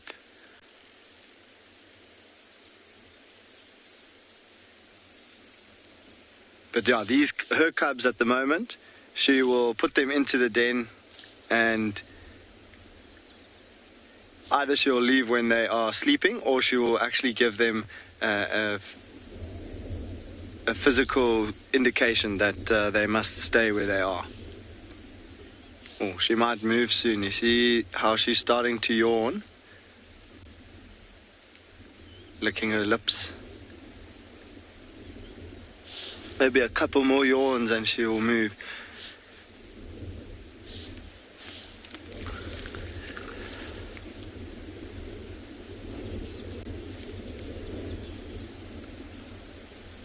I was actually just admiring those muscles on her shoulders.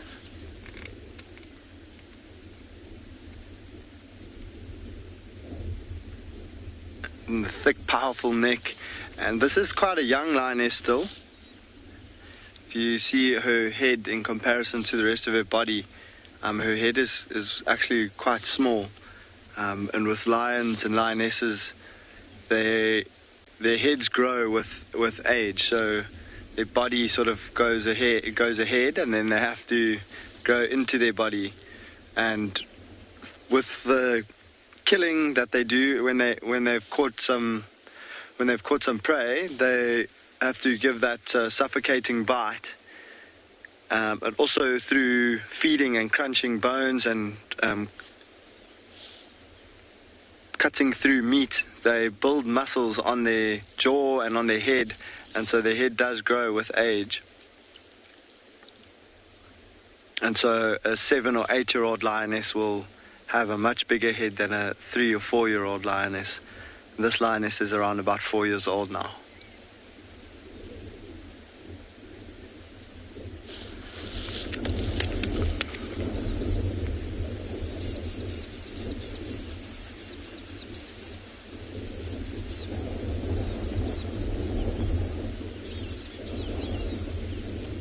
And she's in beautiful condition, except for a few little scratches on her body. Very healthy.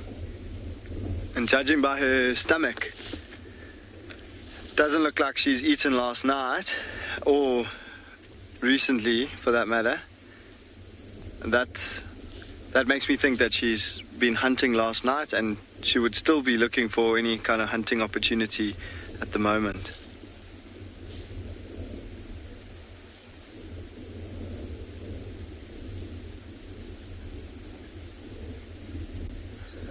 And she does keep looking across that valley to where we think she has left her cubs. And I wonder if she's thinking about, she might be thinking about the walk back, because it is quite far from here. From here to there is probably about a 1 or 2 kilometer walk.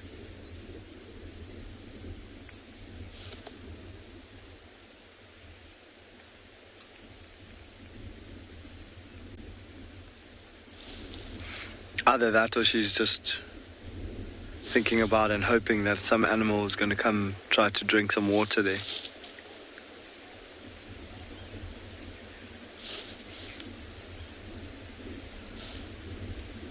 So with this lioness showing signs that she might move soon, with the yawning, we'll see if she starts grooming, maybe stretching a little bit. So we're going to stick around and see what happens with her.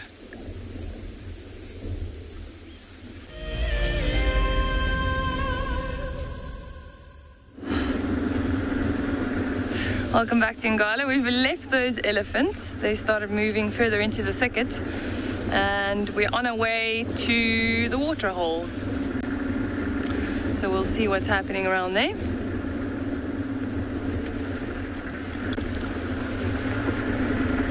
It is heating up quite nicely now. As you can see, we're driving into the sun at the moment, heading to the eastern parts of the reserve.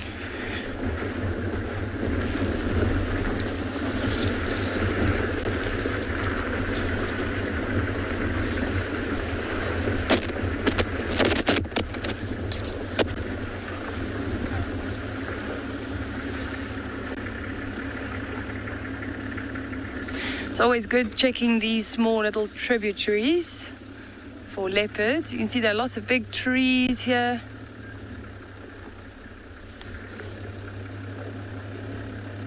Nothing here this morning.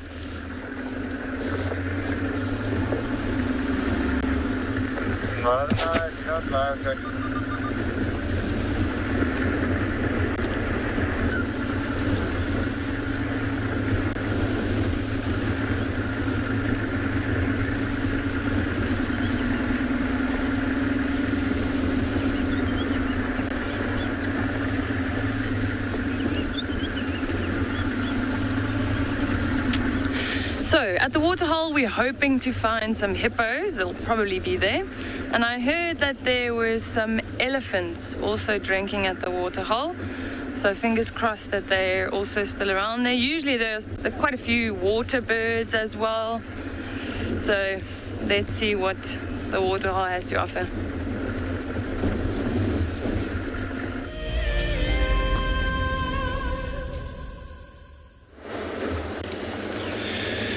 Cool, so we have checked the western sector of quarantine, where it looks like this leopard actually was on a hunt around here the whole night. Because there's a track in the middle of the quarantine, and there's a tracks now heading back south again on the edge of quarantine. So I'm gonna go back where we was in Impala there, check carefully again. So see if maybe she's not hiding somewhere where we just couldn't find or see her.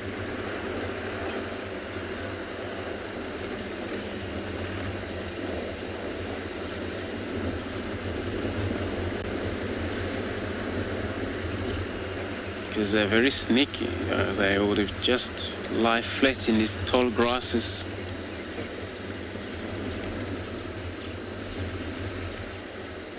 Ambush for the impalas.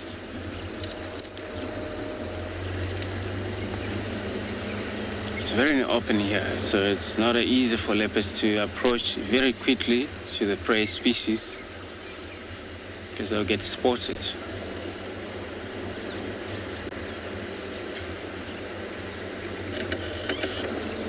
So they'd rather just ambush and wait.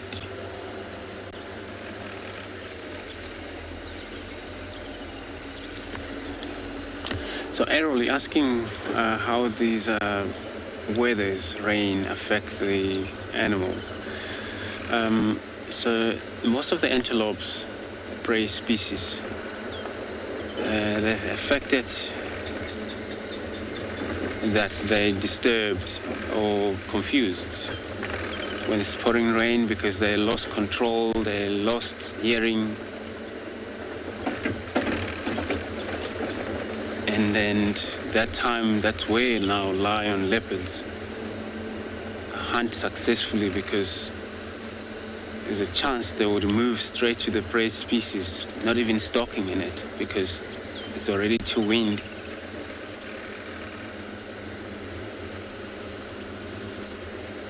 It's a lot of windy days. It's actually so much of the prey species killed if it's so many predators in the area. So that's how it actually affects the prey species most. But there's a benefit for cats because they have access to hunt very well in a rainy, windy day.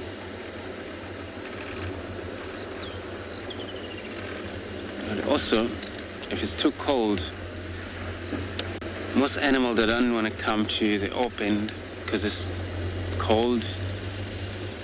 But in the thicket also it's not safe because they can't see properly or hear properly.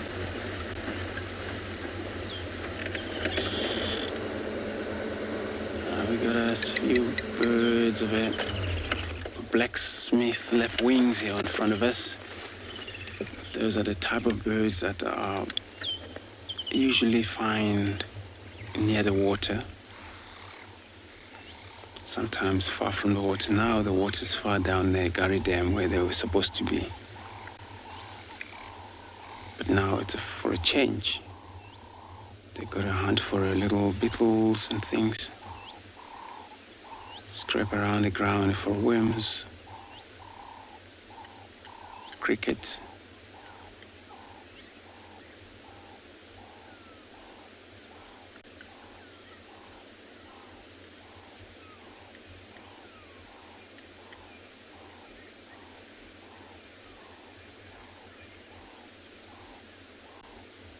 They're actually very pencil-leg.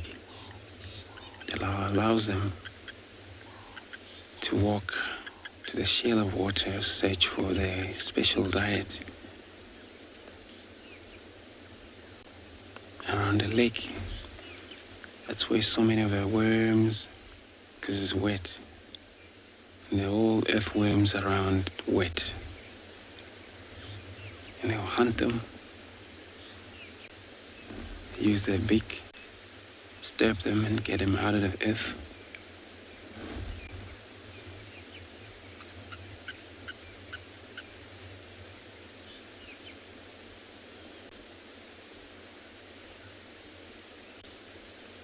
And they actually nest a grounding bird. So I'm going to check around here. I'm going to be sending you across to Phinda with their Lioness.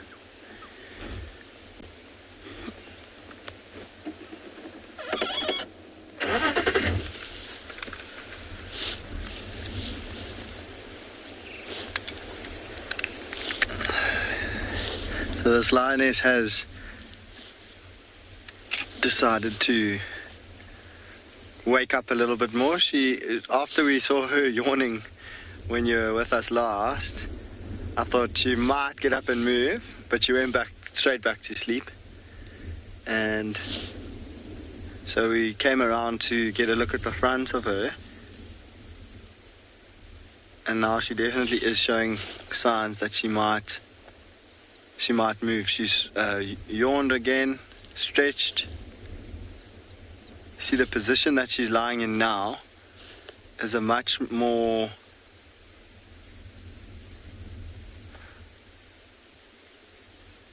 how can I say, a position that she can move from much more readily than when she was on her side.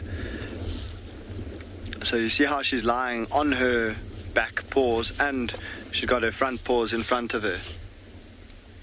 So if we're reading lion, or actually cat, big cat body language, the position she's lying in now tells us that she might be ready to move at any time, at any stage. Because you see from how she's lying now, she could just stand straight up. Whereas when she's on her side, or half on her side and half on her front legs, she's got to then rock into the position that she's in now. You also might see a very relaxed lion with its paw turned upside down. Yes, Mario, she does look like she's deep in thought. I think she's actually in between sort of sleeping and waking up mode. You know, once your alarm has gone off and you know you have to be awake, but you don't really want to be awake yet. I think she's in that moment at the moment. She's got her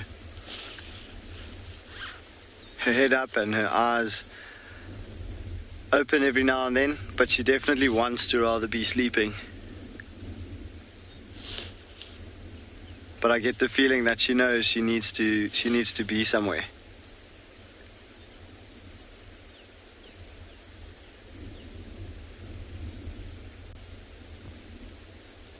But it's a beautiful pose that she's lying in for us at the moment.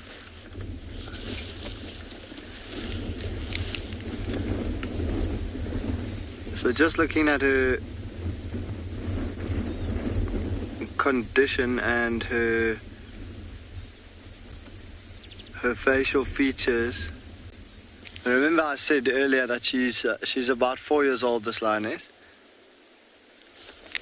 So not too many scars on her face. Those little black spots that you can see on her body are flies, they're not scars. Still a pinkish color to her nose, where with age her nose will start to get a lot of black spots until eventually it's fully black. And if you look at her ears as well, you see the edges are perfectly rounded. There's not many nicks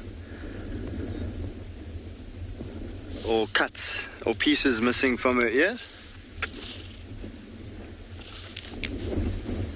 And then she's got a little bit of loose skin around her belly, but that is mostly because of how she's lying at the moment, but also the fact that she has had her first litter of cubs.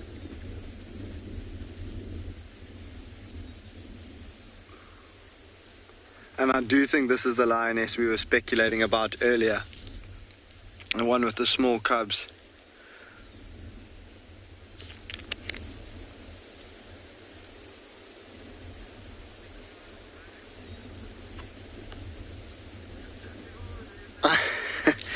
Kelly, I was just about to say that. Just like a person, you know, you get those people that wake up with one alarm, and then you get those people that have to set 6 or 7 alarms, and just so that they can snooze. I definitely agree with you. She's hit the snooze button this morning. It's such a nice temperature as well. I mean, it's not hot, it's not cold.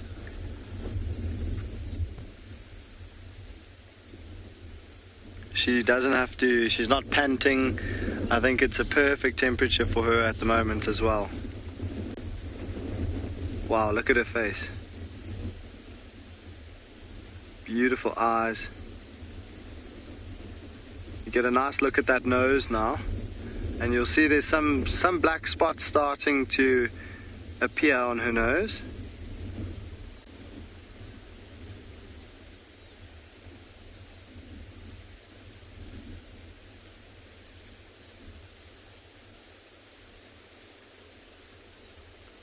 Really, really beautiful lioness.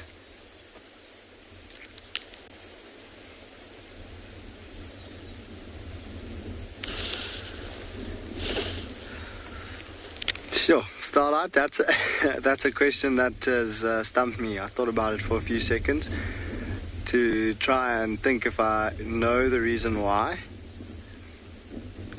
I don't think there's a specific reason to the color of the whiskers.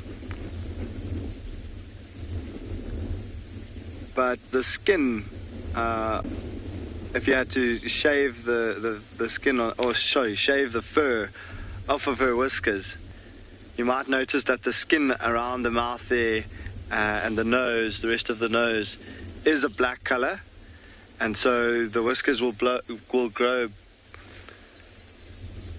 black out of that skin. I will definitely check if there's anything about whisker color, but I think it's just the color that they emerge. And then you're right, some of them look as though they're half black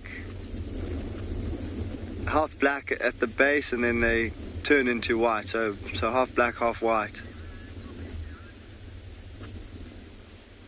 But I'm fairly certain it's because of the color of the skin where the whisker is growing out of.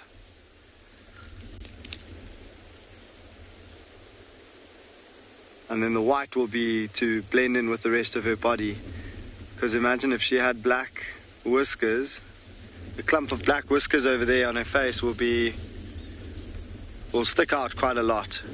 Because remember, if you look at the back of her ears, the back of her ears are black, and that's a huge contrast to the rest of her body.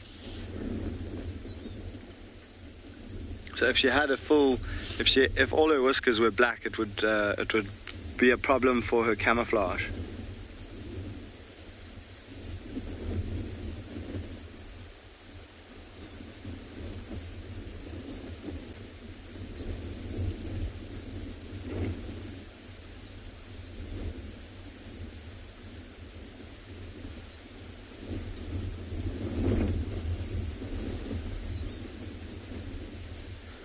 So it just shows you lions have a mind of their own. I mean, I really thought she was going to get up.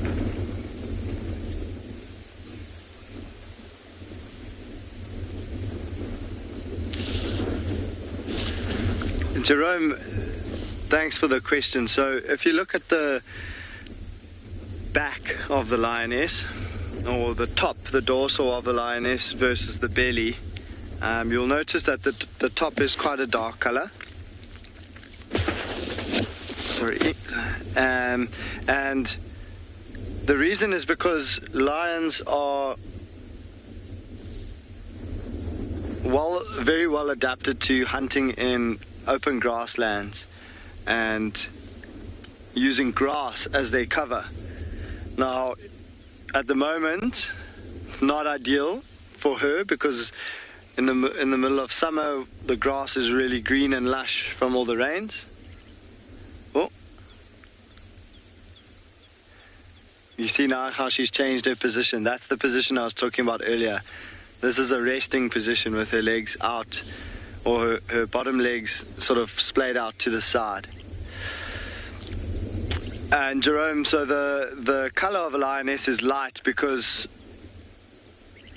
of the fact that they are usually hunting in open grassland areas, so they've evolved to be a lighter color to blend in with their surroundings.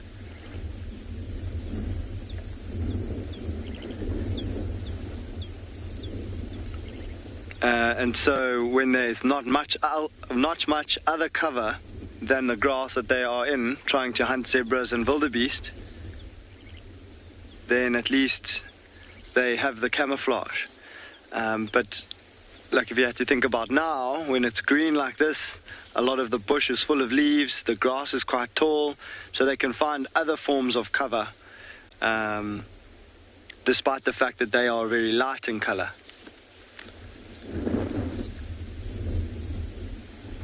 And then, of course, when the grass dies off again and it goes back to being that light brown dead grass color, then her camouflage will come into play.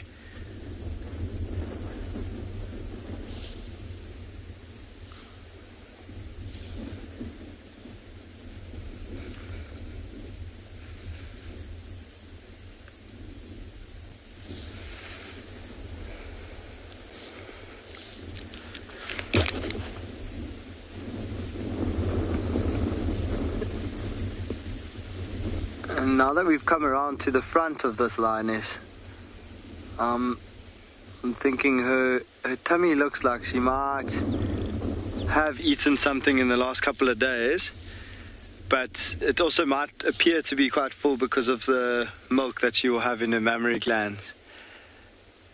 So I think we'll stay here a little bit longer. I'm quite keen to see if this lioness is going to move or not. And in the meantime, we will send you to Andrew with some kudu.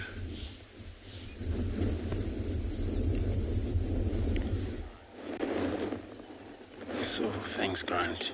Now, lions. We've got a lion's feast over here.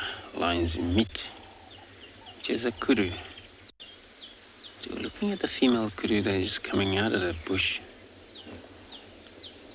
And now I stop here because they're kind of like looking around so much, but they're not actually shouting or making any contact or any sound, warning sound. While I'm on a leopard track, we cut these directions through that block, heading westwards from the quarantine direction. So it happens you come this far.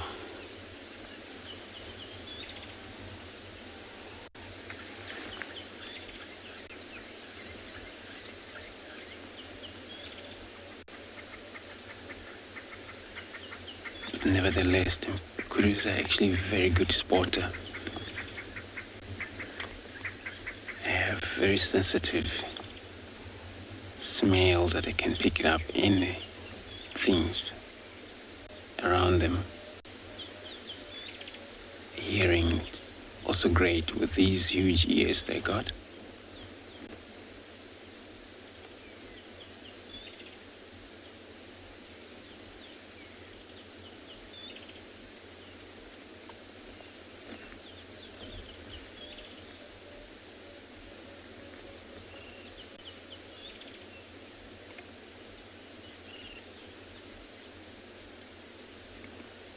So now they were talking about grazer and mixed feeder, which most grass eater and plant eater.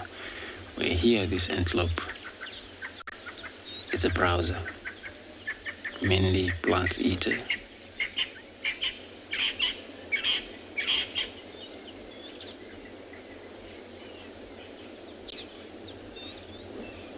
And they do sometimes bend over to the ground for specific herbs and things, plants.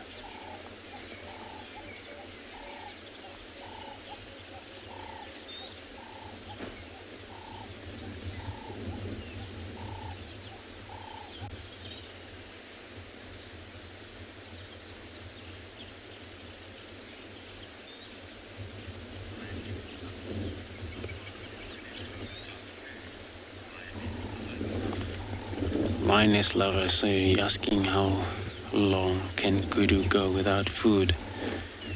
I'm not sure. They're actually ruminant animals that need to feed every time.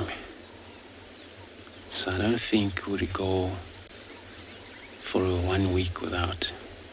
Then it's gonna starve so much. So they need to feed daily.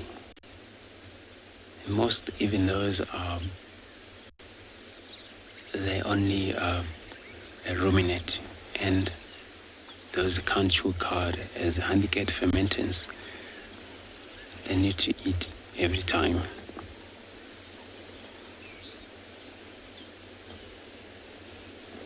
But such as the ruminant antelope or most of the ruminant animals, feeding always, they have 4 different chamber stomach pockets. What happens when a chew first cud goes into the ruminant stomach, that doesn't mean they will be actually full or get satisfied for a day. So they still need to chew cud, which is a process of regurgitate and rechew again. This is when now they're going to have full stomach, but at the same time, the ruminant stomach is getting empty as they regurgitate and rechew again. And they'll need to eat again because there was a space that opened free from ruminant.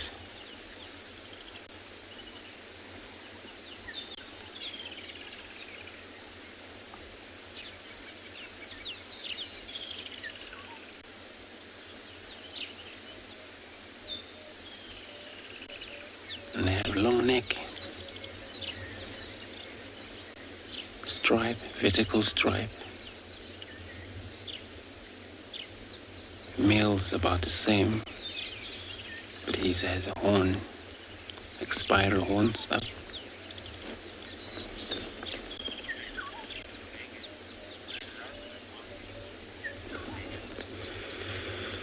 Megan, you say you love the marking.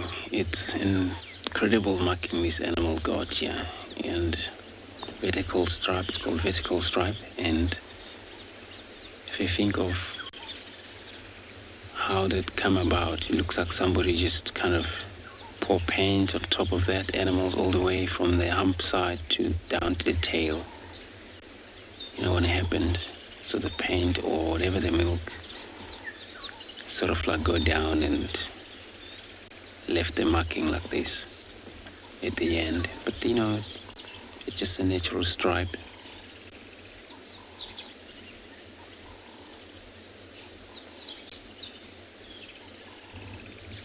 But most striped animals, it provides a camouflage, and they're in the bush. They don't come visible so much.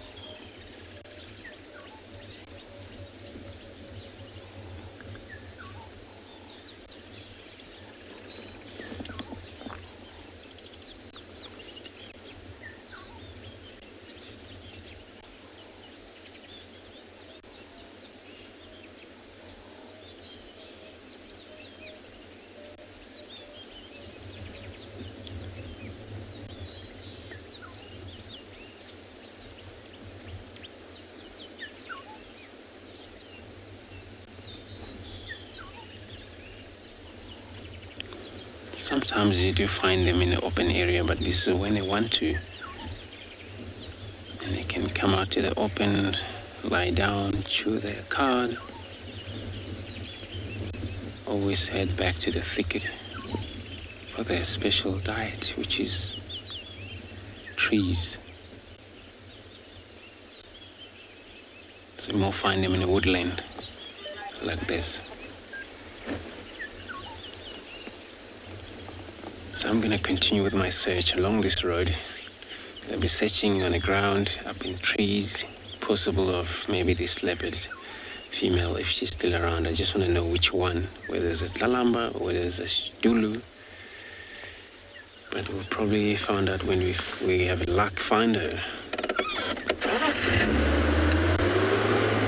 So this is what I'm going to be doing right now.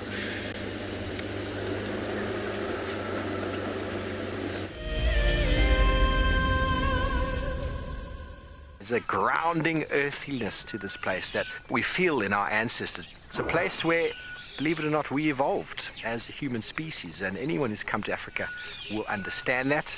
The connectivity that the continent has to the person and to people's souls is next level. I am thoroughly looking forward to taking you on your next adventure when we explore all the small and big things. Catch up with the guides daily here on WildEarth. An ever-increasing part of the global population is losing its connection with nature. WildEarth is here to reduce people's stress and anxiety, allowing you to escape into nature even just for a few hours a day. However, WildEarth is expensive to run, and we need help from you to keep this ship going. WildEarth Explorers gives you the opportunity to be part of a program that supports the sharing of nature with the world. My name is James Henry, and I work here at Juma Private Game Reserve in the Sabi sands on the western fringes of the Greater Kruger National Park. My favorite part of getting questions from viewers is that we get to have long and varied discussions about all sorts of different aspects of nature. Because our audience comes from all over the world, it's very special to have different perspectives from everywhere. If you want to submit a question on WildEarth, you need to register on our website. Once registered, go to the Live Safari page and submit your question beneath the live feed. Have you been watching WildEarth and dreamt of being right there on safari with one of the guides? Well, now you can. WildEarth is offering you a chance to buy a ticket to dream. You or a friend can hop on board a live WildEarth show and join our guide on safari. The ticket is redeemable at any of our locations, anytime in the future. Only a limited number of tickets are available, so don't wait. Get your ticket now and start dreaming. Terms and conditions apply.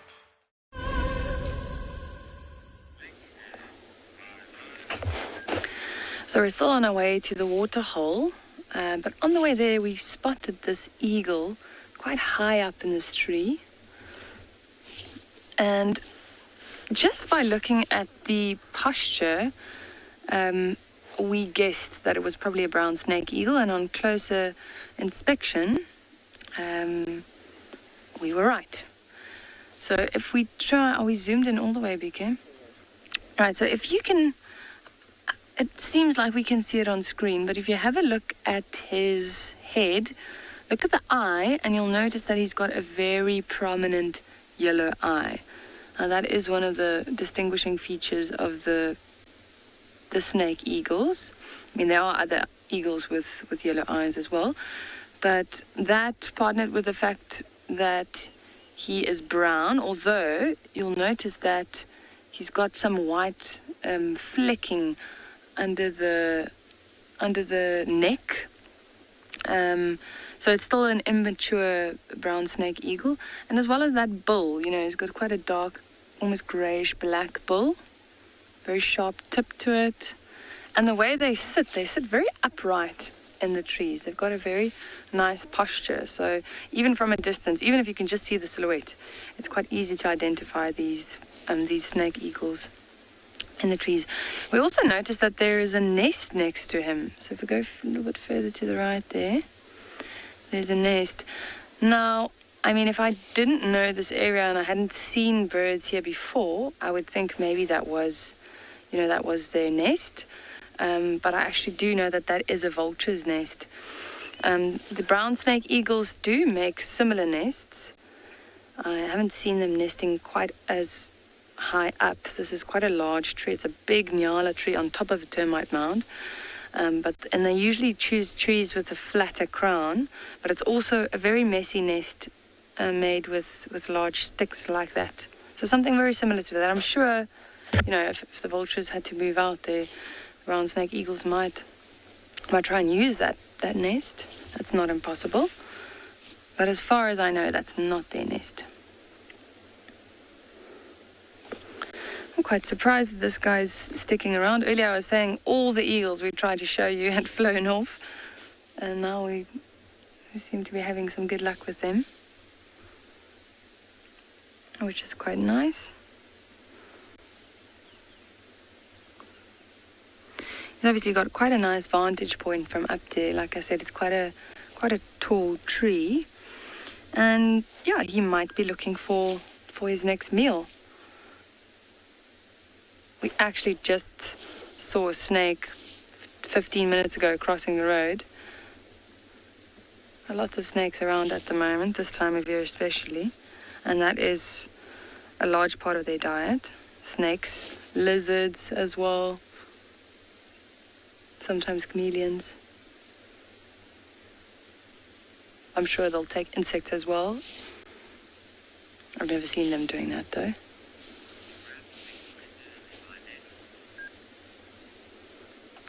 Right, we're going to continue to the Waterhole. Let's see if we can get there. And we're going to send you back to Phinda with the Lioness.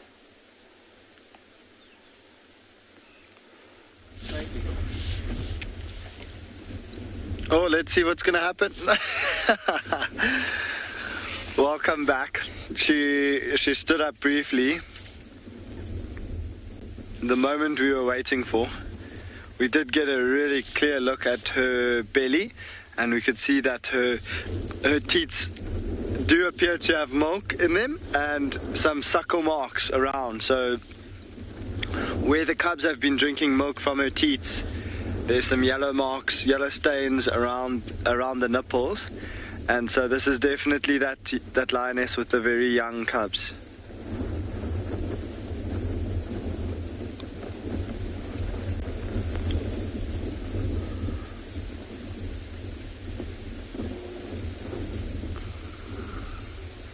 And I was so hoping she was going to move a little bit. Every now and then she hears some birds or something gets her attention, and she pops her head up and she looks really, really alert. There's some zebras calling in the distance.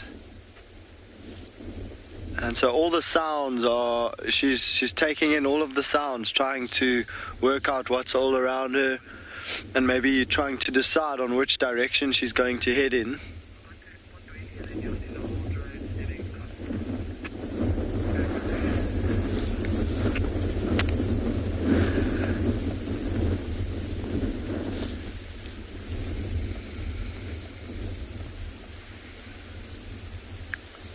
And she opened her mouth briefly there like she was going to start panting, or actually maybe even yawn again.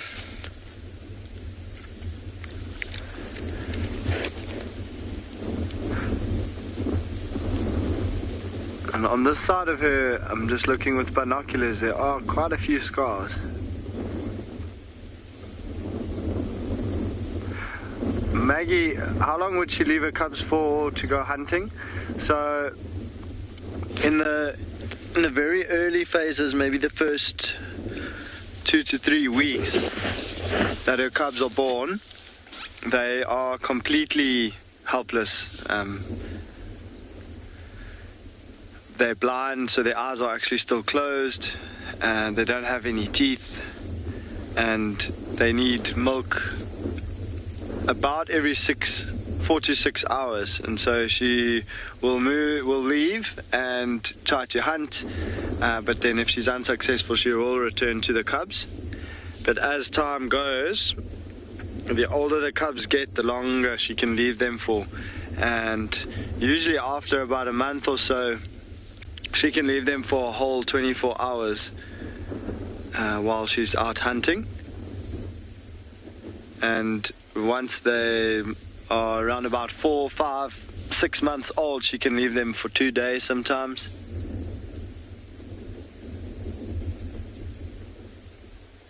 By that stage, they are pretty tough, and as long as they are healthy, they will be able to last until she comes back.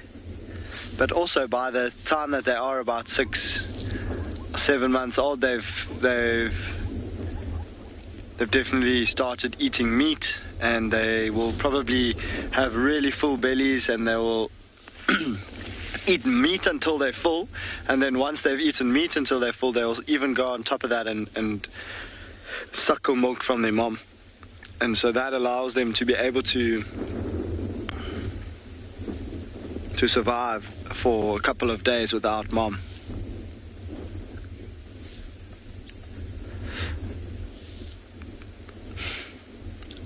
Alright everyone, so I think she's shown us that she's definitely not going to be moving anytime soon, and she's settled back down, definitely hitting the snooze button many times this morning. So I'm going to send you across to Lauren with a giraffe, and we're going to go and see what else we can find in this area.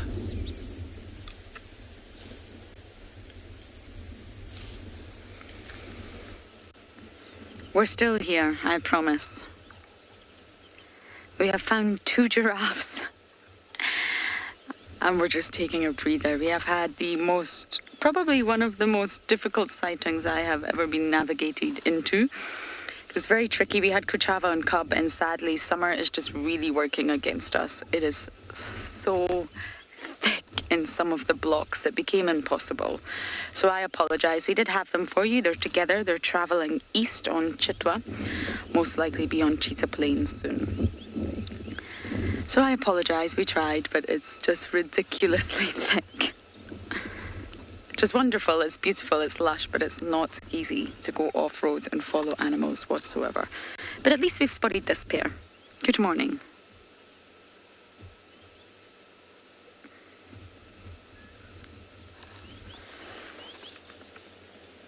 It looks like this one might be female. We're looking from quite a long distance visual.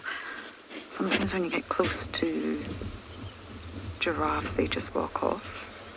Because a male in the distance, a female in the foreground. You see that 90-degree bend the giraffe's making with its neck? That in itself is what giraffes do a lot. That's how we know the necks did not evolve so that they could reach the top layers for food. They regularly bend down, and they're equipped to do so. They will also reach up high for that delicious foliage at the top of the trees. The only other species that would really compete with them for height would be elephants when they stand on their hind legs and they put their trunks nice and high to pull down the branches.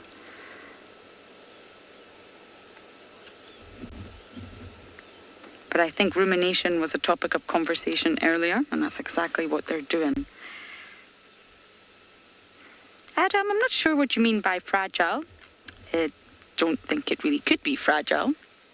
It's got 7 vertebrae, just like ours, and it's supported by lots and lots of muscles. So even although they have the exact same number of vertebrae as we do, of course the joint will be much larger in comparison to ours. And of course the spaces in between each vertebrae will be much longer, and that's how their necks are so long. But they've got what's called a nuchal ligament running down from the start of their neck right down to the base of their neck, and it's a huge ligament that's sort of helping pull the neck upwards.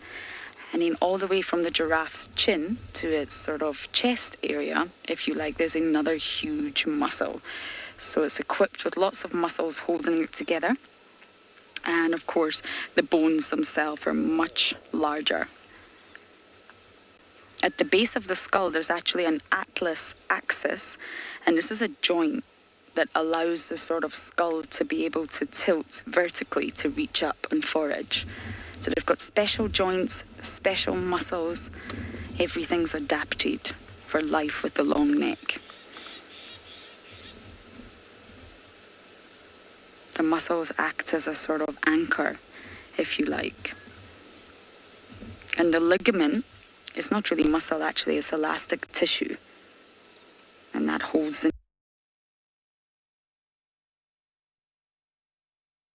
weight, which means it's helping them to conserve energy.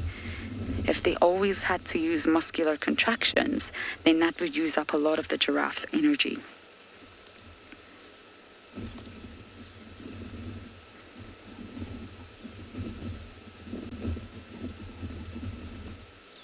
So it's not fragile at all. It's a very strong, powerful neck.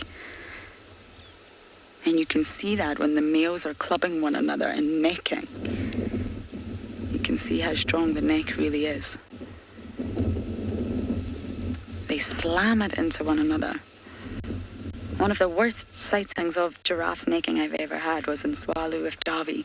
And we could hear it from miles away, the sounds of them slamming the ossicones into one another using that force from the neck. It's very disturbing.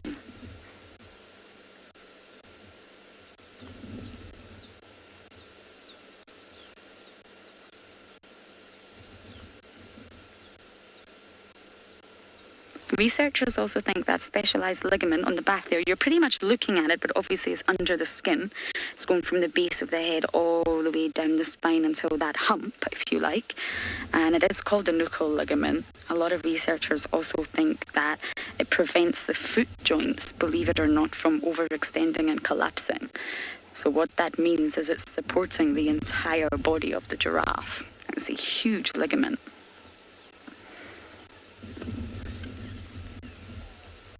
And because it's elastic tissue, that means it's very flexible, but not fragile. They can move their neck in all sorts of directions.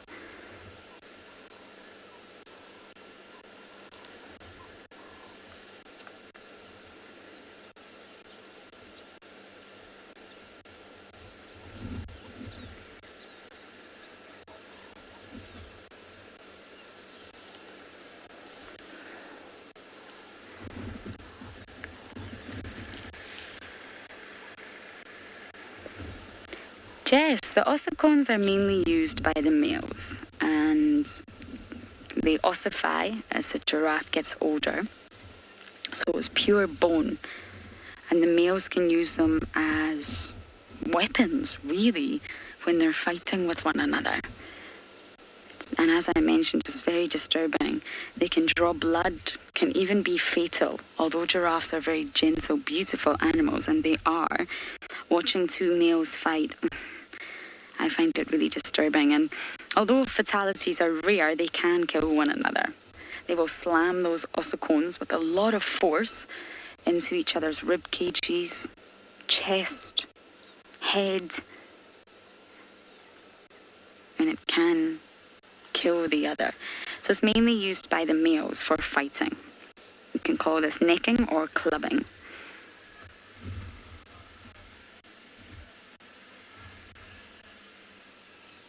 And the necking in males is normally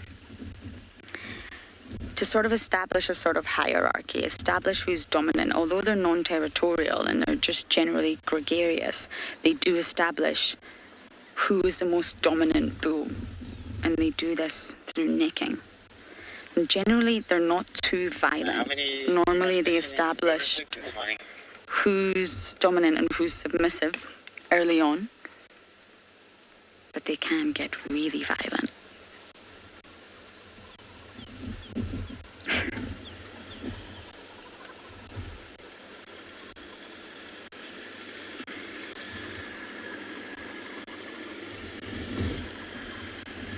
Now, Tandy and cub were seen around this area as well, but I think maybe they've been separated by a herd of elephants. So I think Tandy's crossed into Torchwood, but that's our next mission, and hopefully it will not be too difficult.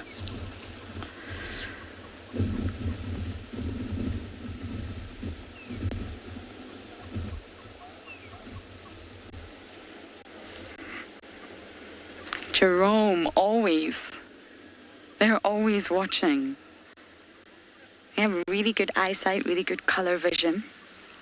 And of course, they can see for miles.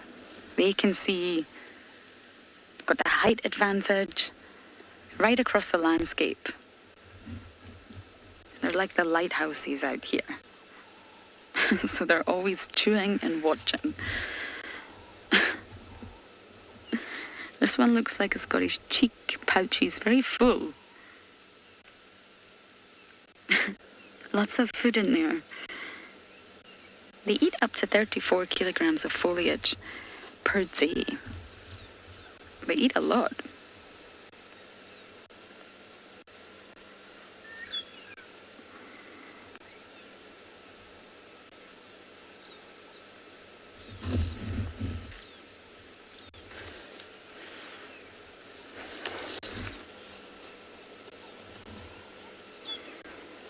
Lioness lover their height and their body weight.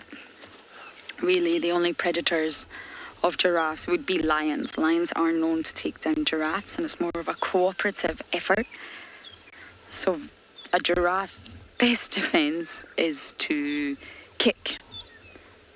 There's lots of disturbing videos on that deep dark hole known as YouTube of lionesses getting their jaws completely ripped off, and also not sort of being accurate in their judgment on when to pounce on the giraffe. And of course, one kick from that powerful animal and it could kill a lioness. A giraffe's weakest part is when it's on the ground. So if it panics or it topples or it trips, or one of the lionesses bite the legs and they go down, it's highly likely that the giraffe would get back up again. The lions would win. They're very weak on the ground. But when they're upright, they're not the easiest prey to catch, that's for sure.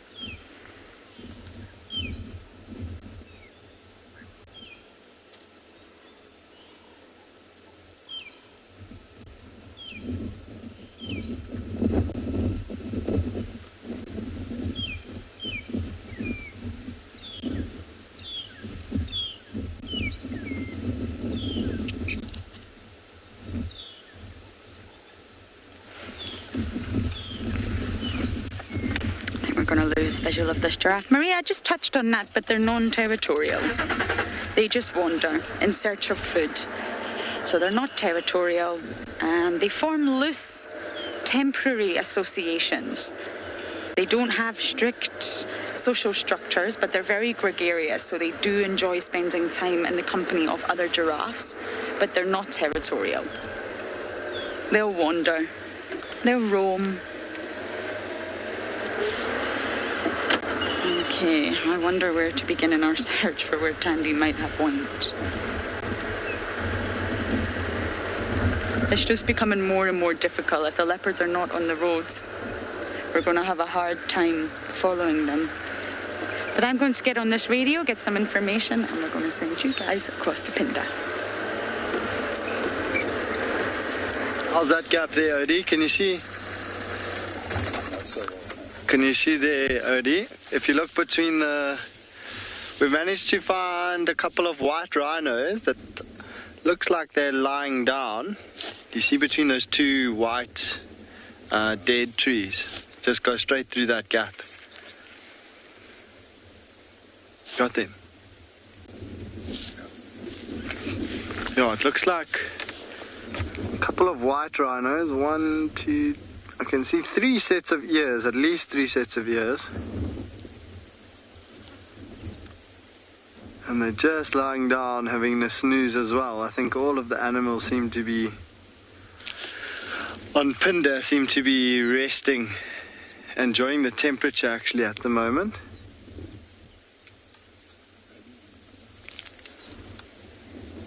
Yeah, the one on the left looks quite a bit smaller than the other two.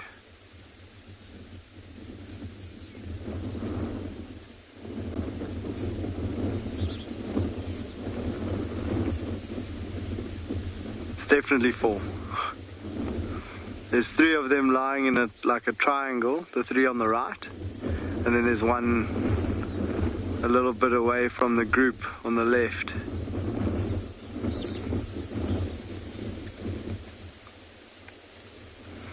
And this is quite typical behavior of white rhinos on Phinda. When the weather is like this, when it's overcast and a little bit cooler, they like to lie down and sleep and rest.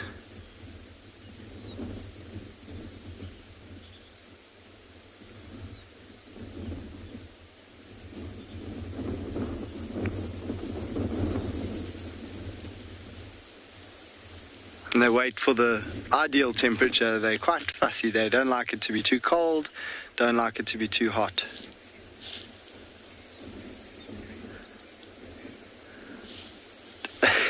Tango. Yeah, I mean, you can imagine they have to eat so much grass to sustain their body, and so that takes them, they're usually feeding for about 18 to 20 hours of the day. So it will definitely seem like they are always grazing, but they definitely do get full. And like now, I think these 4 that are lying down have full bellies. They look as though they might have at some stage visited some mud, so their skin is protected from the sun. And they don't have too much to worry about right now, and so they're definitely just getting some rest.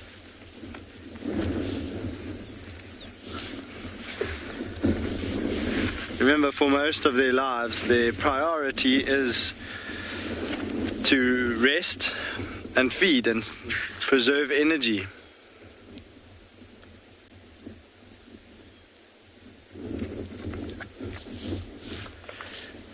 And there's a couple of European rollers flying around.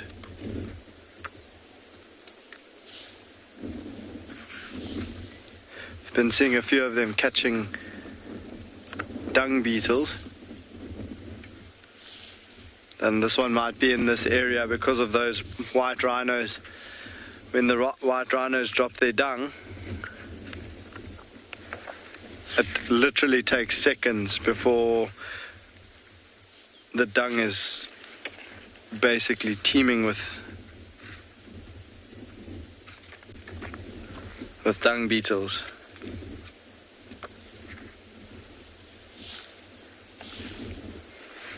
really pretty birds with not such a pretty call. I'm not sure if everyone's heard their call, but it has a really rough, almost like a grating kind of sound.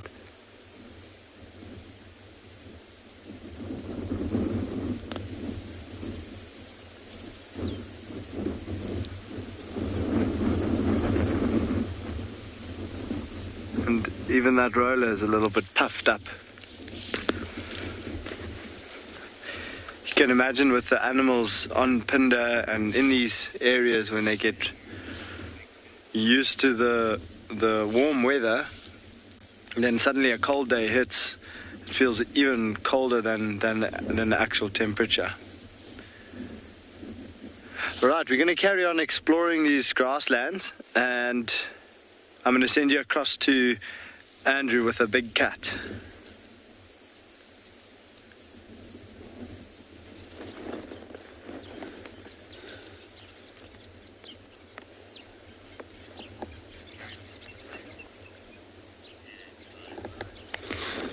Thanks, Grant. So we decided now to come to check with his avoca male, and which he is now close to the dam here. We're right on top of the dam, where yesterday he was slightly far east of here. But his tummy is actually less, as we spoke about it yesterday. Those of you were with us yesterday, that he's going to probably need to digest. By today, it's going to be less painting, which indeed it is, less compared to yesterday.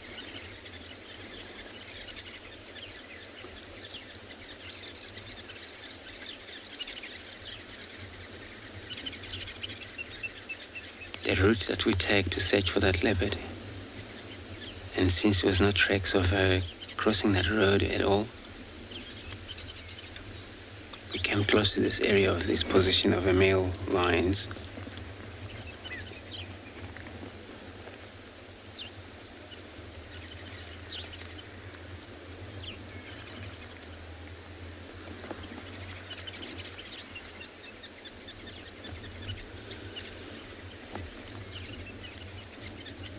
So he's probably going to be doing the same, just lying down. The last to digest.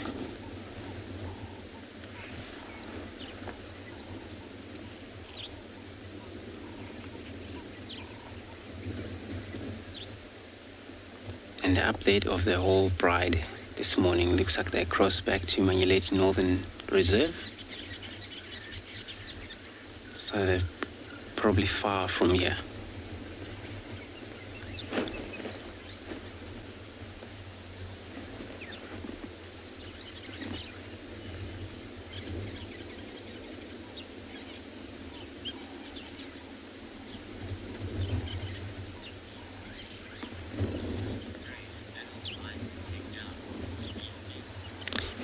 So you're asking what are the biggest prey species lion can take it down?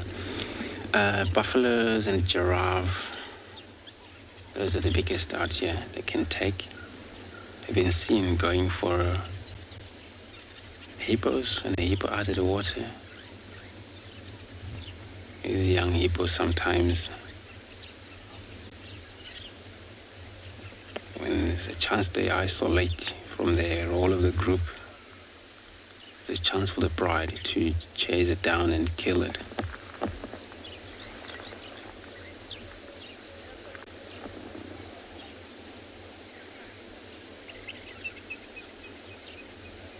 It's quite a lot of work for them to kill giraffe, but they gotta have an experience how to do that in a pride. The giraffe can also defend himself, can kick lions to death.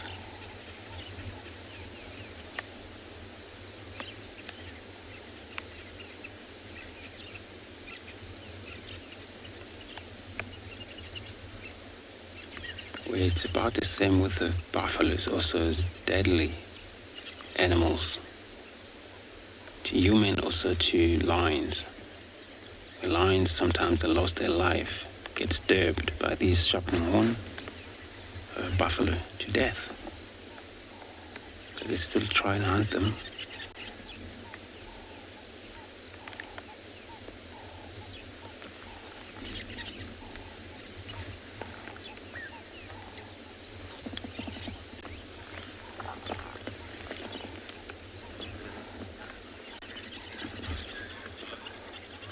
So I'm gonna stay put here. Doesn't look like he's gonna go anyway. I'm gonna be sending you over to Marula.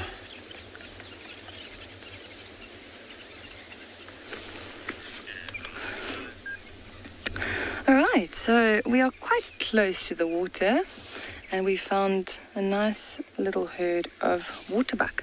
Now, like the name states, these waterbuck, they're quite water dependent, and usually you'll find them within 2 kilometers of a waterhole. So that just shows you how close we've come. It's been our mission the whole morning. We're almost there. We've been distracted. How beautiful are they, though? So nice seeing them out in the open. And that hair on the neck, it almost looks like they're wearing a scarf, right? Really, really beautiful. So nice to see them facing us and facing the opposite direction, because you can see those distinct white rings on their rear ends, which is usually what people think when they think of a waterbuck, is the white ring, or the target on the bum.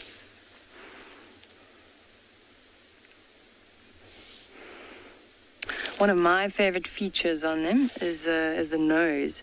So if this one looks back at us from the front, it's actually heart-shaped, because it's got that white lining around it. Let's just see if they look back. Look at us. Come on.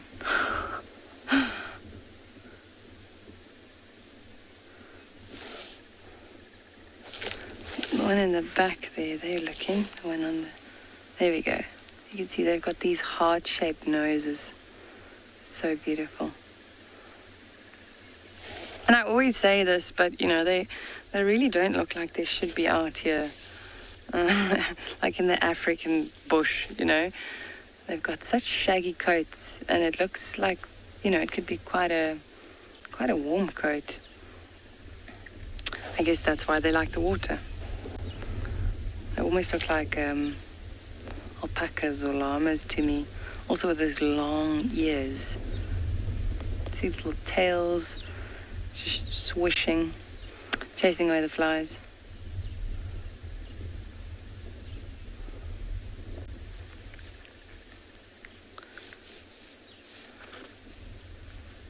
Bunch of youngsters also here. This is about the average size of the herds that we see around here.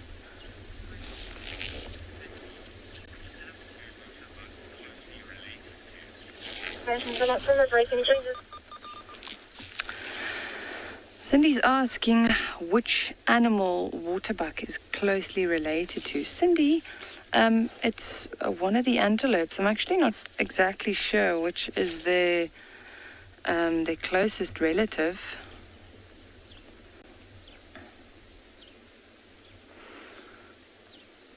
But it is an antelope, also like, you know, or the like a kudu and the impalas. But I do believe they're in the... It's probably kudu, I'd say, but I'll have to get back to you on that one. They don't really have the spiraled horns like the kudus or the nyalas. If you see a bull, they've got these long curved horns.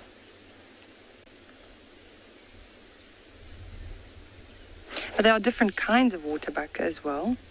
So this is the common one that we see. And then there's also the Defaso one, which they occur further west, whereas you see southern and central Africa, you see these ones with the white rings on the rump, whereas the other one doesn't have the ring on the rear end. And they're also slightly more reddish almost.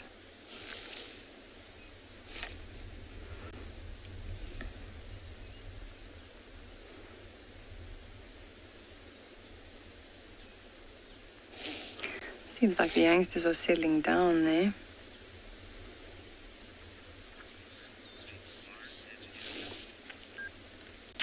Right, seems like Lauren's found some elephants for you. We're going to send you over back to Juma.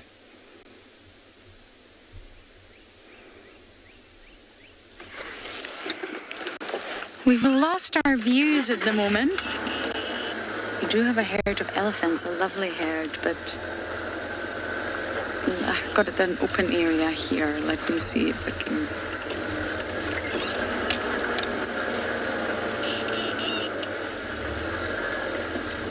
Can you work with that, Davi?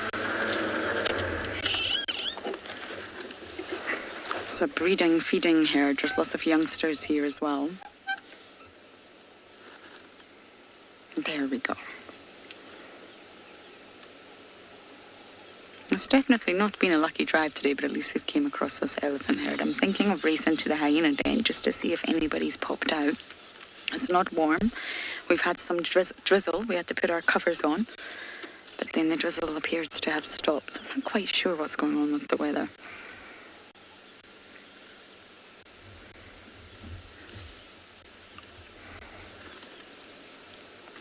You can hear them.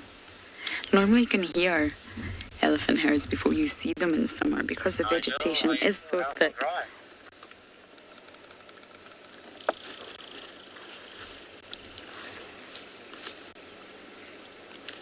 It's a big mama. And you see she's not flapping her ears so much. She will a little bit, but it's not that sort of incessant flapping when it's really, really hot. There's just a little bit of flapping, just keeping her ears mostly tight to the body. Okay, now she's flapping. She's thrown me under the bus here, but generally speaking, when it's not too hot, they don't really flap. They don't need to. The blood vessels, that sort of network of capillaries in the ears, will constrict, which means they'll get smaller and it will reduce the blood flow pumping to the ears on colder days.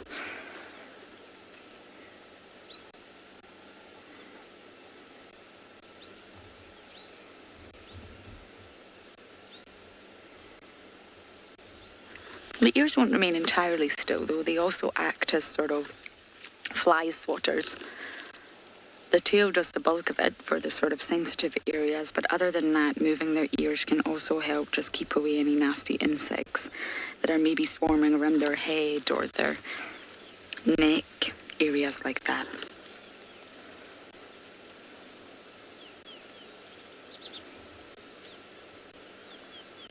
And that's why you have to be extra cautious driving in summer.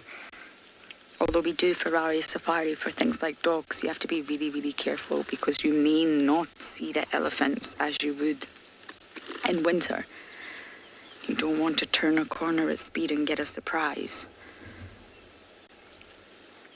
Summer is wonderful, but it brings a lot of challenges, especially a summer as lush as this.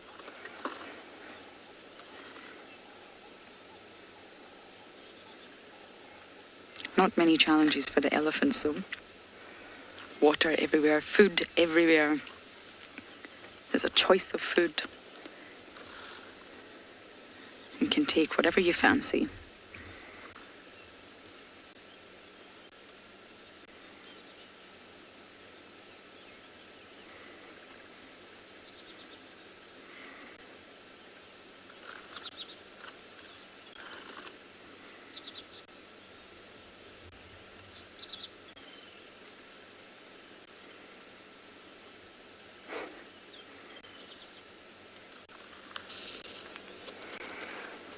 When we talk about species, when they're separated geographically, they're still the same species. I'm not talking about subspecies, but there will be adaptations to the environment. Every organism has to adapt to their environment. And for example, in the low veld, the diet of an elephant changes so drastically between summer and winter. Especially in very harsh winters, they have to adapt and eat a lot more branches and a lot more sort of shrubbery than they would do in summer. In summer, they'll eat their diet will compose of mostly grass, really. They will browse, but it'll be about sort of 80% grass, if not more. And this is not only nutritious and extremely palatable, it's a lot easier on those molars. Now it completely flips in winter when the grass dies, the foliage falls off the trees, the vegetation is not as lush and as thick or nutritious, so they will adapt and they'll start eating a lot more shrubbery. This has high impact on their molars. Then if you take the elephants up into Masai Mara, because it's a completely different location, completely different environment, their diet is normally consistent all year round, and it's normally composed of mostly grass. So the elephants in the Masai Mara are said to possibly live a little bit longer because there's less impact on those molars, which is normally the cause of death, apart from disease and parasites in elephants. So depending on where you find the elephants all across Africa, they will have unique specializations within their diet to suit the environment.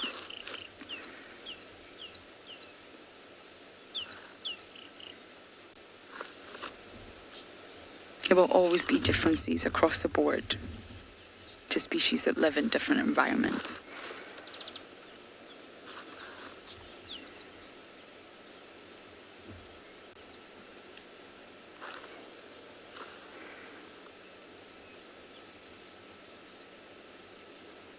Is that a youngster coming to join her?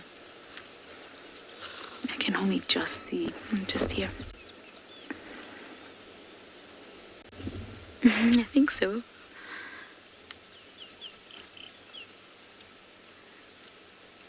The young elephants get lost in the long grass now. Okay, I'm going to try my luck, which hasn't been great today, at the hyena den one more time, and hopefully it's active.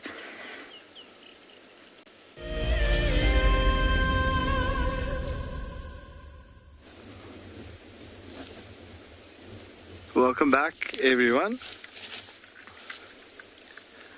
And we are still in the area where we left that lioness.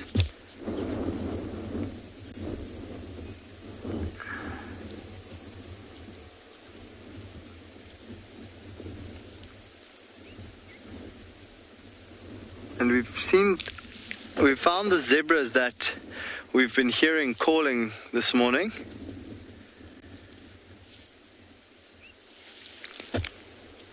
And what I have heard on the radio, which we're trying to find now, is that one of the other lionesses from the Ngala Pride, the one with the 3 sub-adult male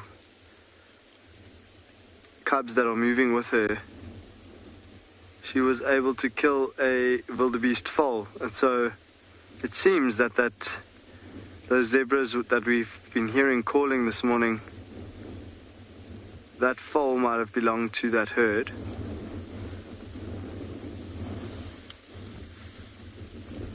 And we've been seeing some yellow-billed kites circling around this area.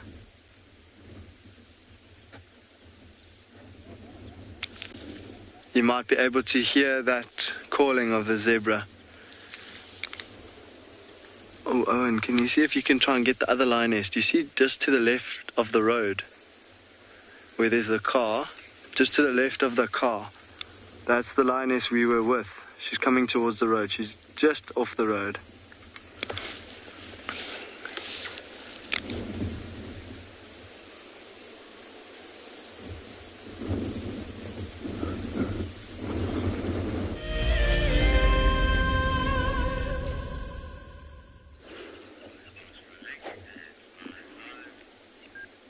And we've reached the Waterhole, and there are some elephants down here as well. You can see some zebras in the center of the screen and coming in on the left there. Elephants actually look like they're just leaving, so I'm sure they've already had some water to drink. The zebras just came running down, but it looks like they're skipping the water for now.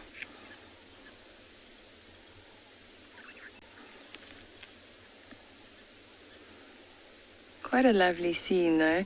I love sitting around the waterholes this time of year because it's so green around here, which makes for beautiful pictures. also see on the other side of the waterhole, there are also some more elephants heading off in the distance. You can just see the ears. There's a youngster running to the right there now. And some more zebras. So it looks like there might have been two different herds down here. Actually really nice to find elephants down here this time of year, because there's so much water around. You know, there are lots of puddles and smaller water sources scattered all over the bush. The elephants don't have to come to these larger water sources. So it's really nice finding them here. Sometimes you'll find that they won't necessarily come to drink at these larger water holes, but they'll come to just cool down. They'll wet themselves, sometimes come for a swim, and then maybe for a nice wallow. There is a nice mud hole just to the north of this water hole, where we sometimes see them bathing.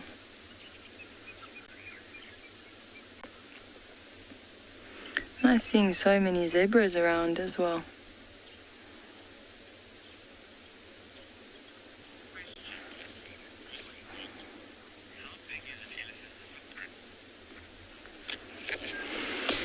Woodstock is asking, how big is an elephant's footprint? I guess it depends on the size of the elephant, but a large elephant, I would say maybe like 30, 40 centimeters, maybe about this big. It's quite large. And then what you'll notice, I'll see if we can find some elephant tracks maybe later for you. But what you'll notice is that usually the front tracks will be very round, so about this big if it's a big bull. And then the back tracks will be oval, and that's because most of the weight, they bear most of the weight on the front legs, so that's why they're round. The head is very heavy, so it's very round, and then the back tracks are oval, and then you usually see like a little scuff mark there as well. They've got big feet.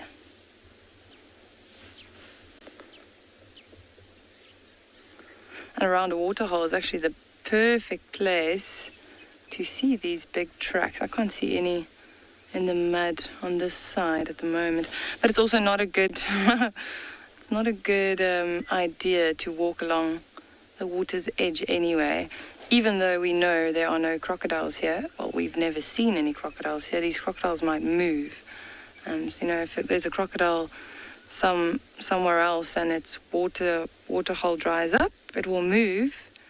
And this might be the first water source it finds. And then, you know, we think there are no crocodiles, walk along the edge here, and a crocodile will take just about anything. It's one of the few animals out here that would actively just go for a human as well. So you never know with them. Stay away from the water. You see one or two hippos in the water there. They're not very active now, I'm sure. They've had a long night, so they're just relaxing. There's one of the heads. Just relaxing.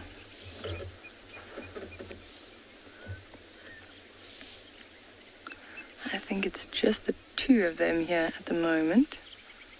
I did see more nostrils on the other side just a few moments ago. They can stand under the water for quite some time, so let's just see. For about 6 minutes if they want to. There we go. See how the... Oops, and he's back down. Also just saw the nostrils there. If we go over to the right, that dead tree there, because there are quite a few Egyptian geese under that tree, and they've actually got youngsters there. They are very successful around this waterhole. Last time I was here, there were actually 2 pairs with youngsters. So there were a lot of little gooselings, ducklings, whatever you call them. And they are very territorial, these Egyptian geese. So a lot of the times you'll find that they actually chase away the other water birds. lots of youngsters there. Let me see if I can count. 2, 4, 6, 7, 8. Everyone's saying a lot of action around the waterhole, indeed. There's usually a lot happening around the water. Especially if you look closely, you know. At first glance, you might get here. I mean, we were lucky with the big stuff that was, like the elephants were around here and the zebras. That was quite easy to spot. But usually when you sit here for a while, you know, you see the smaller things coming out as well. Lots of terrapins in the water, maybe some frogs and smaller water birds along the edge of the water. There's usually something happening here. I can see there's another. I was just saying the Egyptian geese, they usually chase away all the other water birds. But there's another white-faced whistling duck there. Kate is asking if hippos float when they sleep. Kate, normally if they're sleeping in the water like this, they're probably on like a little sandy bank in the water there. They don't really float. They can float though, but I don't think it's when they sleep. When they sleep, they'll be on a sandy bank. That one you'll notice is coming up and down, up and down, up and down. They don't actually swim either, so usually they'll just walk on the bottom and then they float up to get some air and then they'll go back down. But where that one is at the moment, I'm sure it's nice and shallow. So he's either standing up or laying down on like a sandy section.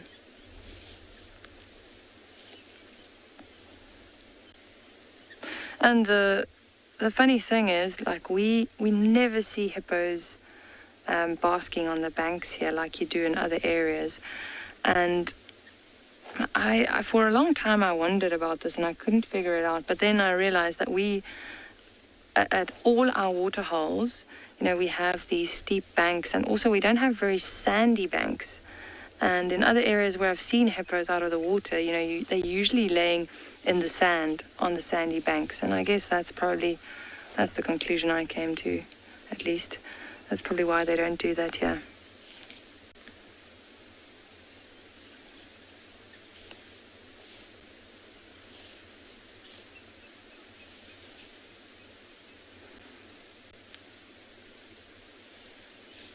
You can see his back. Looks like he's standing up now.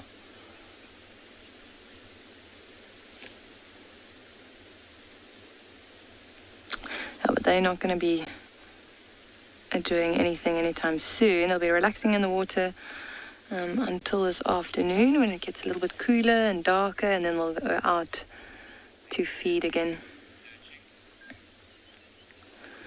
All right, we're going to sit here for a little while longer, see if anything else comes down to the waterhole, and we are going to send you back over to Andrew.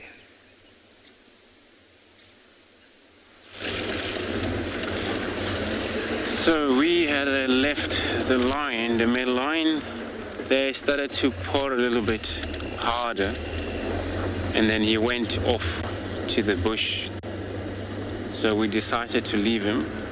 But I don't know, I don't think he's going to move too far away. It's already a little wind and it's opening the sky again. So that it's probably because of the cloud is still there. Sometimes dark cloud come in with the rain. When it's over, as you can see from there, still a lot of a dark cloud coming in. So this is where we stand right now, but I don't think it's going to be like this all day. So because, you know, it's still quite a greater type of morning time where it's going to be clear up, I think.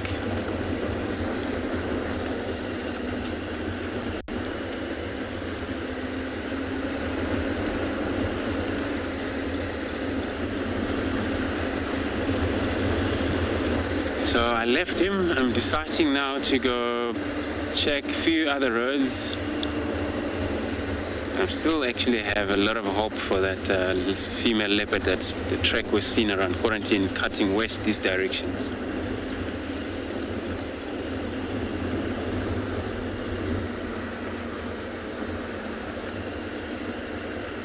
But the best thing is to check whether she crossed west into Mambilo or Arachuza. That we know she may be still around in Gari.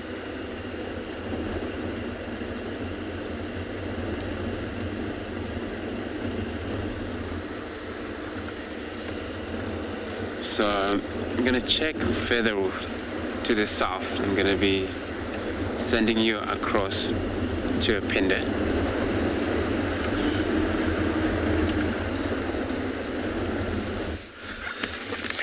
Welcome back, everyone, and we are now looking at a different lioness. This is the other lioness from Ngala Pride with the two youngsters.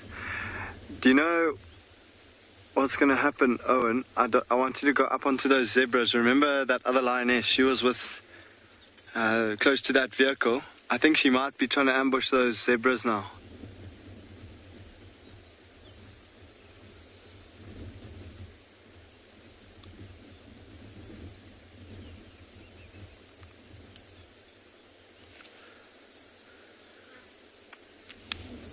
No, it's turned. Maybe it's seen her. So it sounds as though this lioness, we've just managed to find her now. It seems as though she is panting and her belly looks quite full already. We haven't gotten closer yet, but I think she's got a wildebeest foal there. So we will try and head a little bit closer. Just want to keep an eye on what's happening with those zebras up there. I will let you know.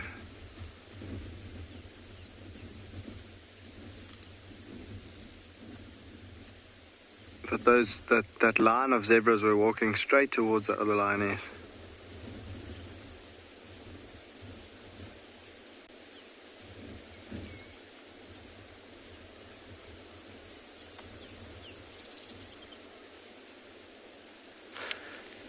And the crazy thing about the lioness that is close to us here now, we've driven up and down this road maybe 4 or 5 times now, and she must have been lying down. Oh, you can just see one of the cubs poking its head out from behind mom. And she must have been lying down every single time because you can't miss her now. Call for ground call.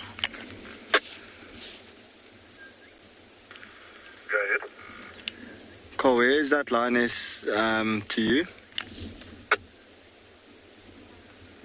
I don't have a visual. I actually just hung around a little bit because I thought she was going to stalk me, zebra. Okay, copy. I think those zebras have just looped around the car that's up there. And I'm sure that lioness is still in that area.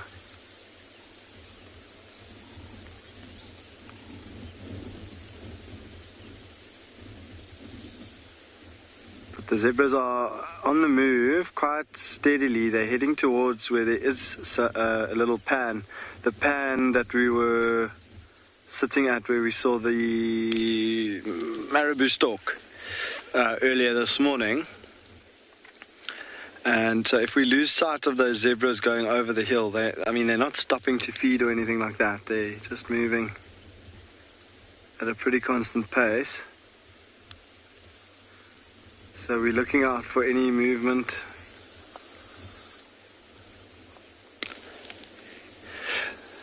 Yes, Dave, the zebras will smell the lions if the lions are upwind of the zebras.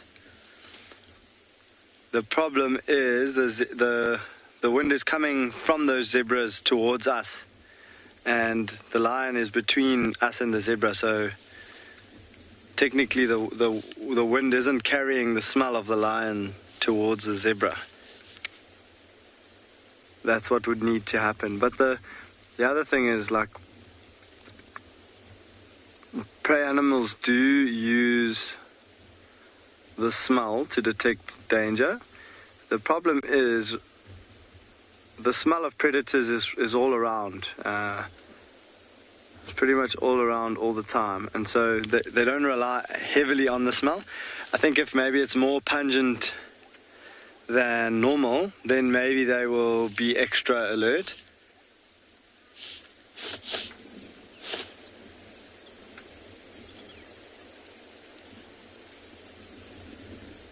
But from here, where we are and where the lioness is in relation to those zebras, she wouldn't be able to, the zebras wouldn't be able to smell the lion. Do you see the rhino there, Owen?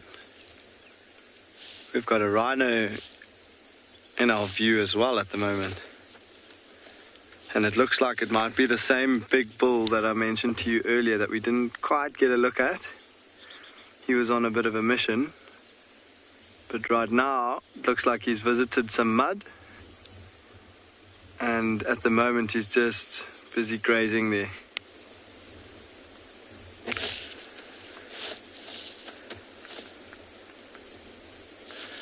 So the zebras have gone up and over the ridge. Seem to have somehow avoided that lioness.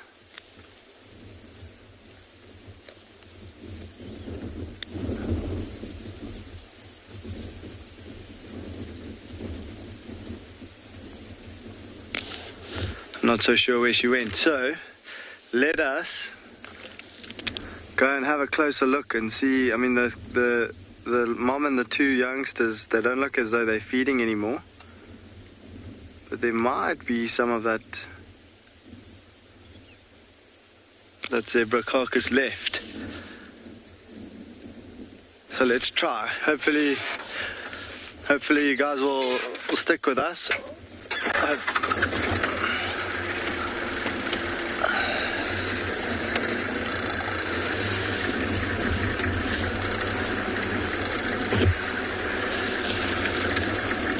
So we're just going to go down a little bit closer.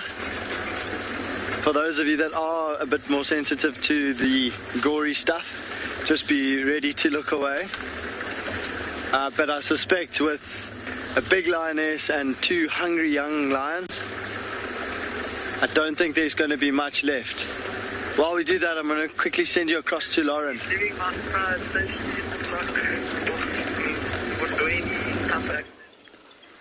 Well, it's the very end of drive, but we got there.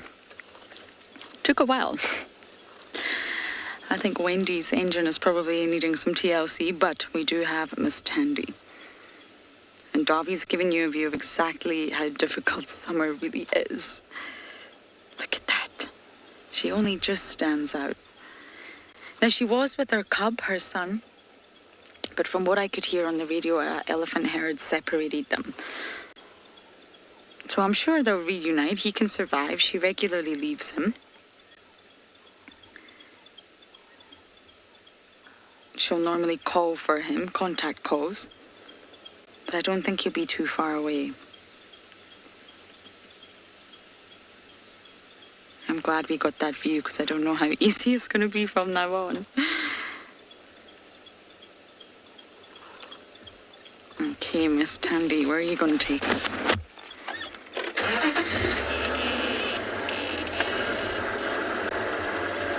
We're now on Torchwood, so she crossed over from Chitwa side. She's spending a lot of time on Chitwa. It's actually nice to see that she's back on Torchwood.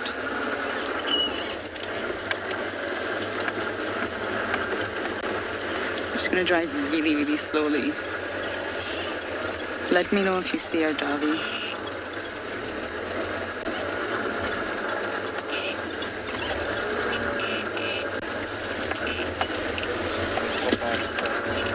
Okay.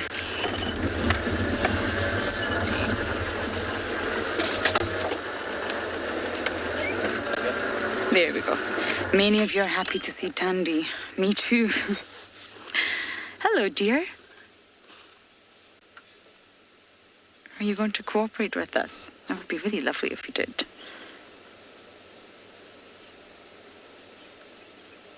Isn't she beautiful?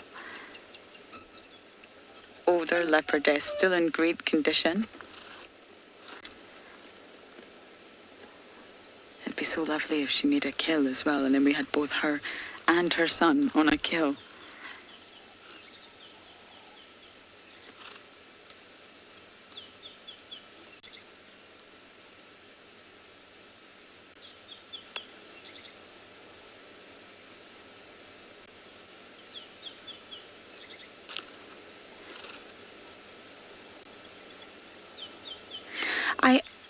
I said to Davi earlier, I could be wrong, but we're finding a lot of leopards at the moment. Having a lot of leopard luck, and I wonder if it's because they themselves are spending a lot more time on the roads, because it's not easy walking through this. You're a short animal and you've got to walk over all the vegetation. It's not easy.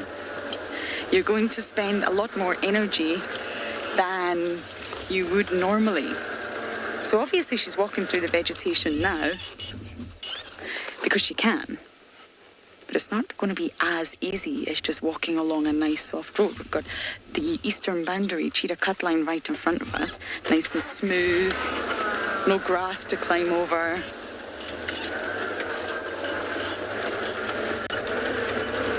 I wonder if that's why all the properties are having a lot of leopard luck, considering it's summer. I can see her there. Let's try and get round.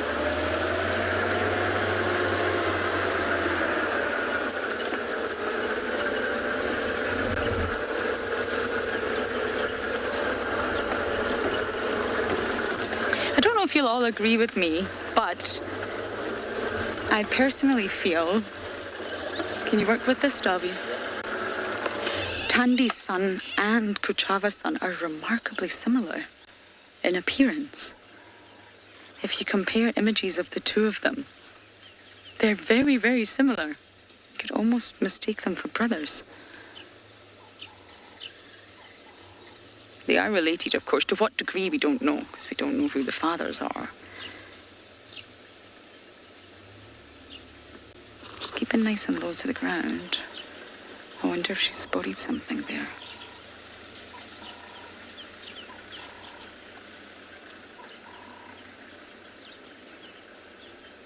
Kim Twister, you're saying you just love her. She's so elegant. I agree. How can you not love Tandy? She's elegant yet fierce. That's how I would describe her. If I was a leopard, I would not mess with Tandy. She has that fierceness about her. But elegant, absolutely, and a survivor. 14-year-old leopardess raising a cub, still territorial, still thriving. Yeah, she looks older, she does. Her face, her teeth, her ears, her sort of tummy. You can tell she's an older leopardess, but it doesn't mean she's losing condition. She's got Kuchava to the east of her, really. Tlalamba to the west of her. There's a lot of leopardesses in this area. There's more leopardesses than there are male leopards. Which is normal, of course. The male leopard's territories are much bigger, so there won't be as high a density of males as there will be females. The females slot nicely into the males' territories.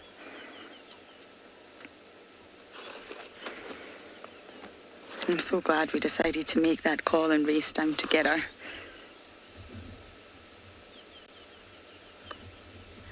Okay, hopefully we'll manage to stay with Tandy and we're going to navigate round and try and get a better view.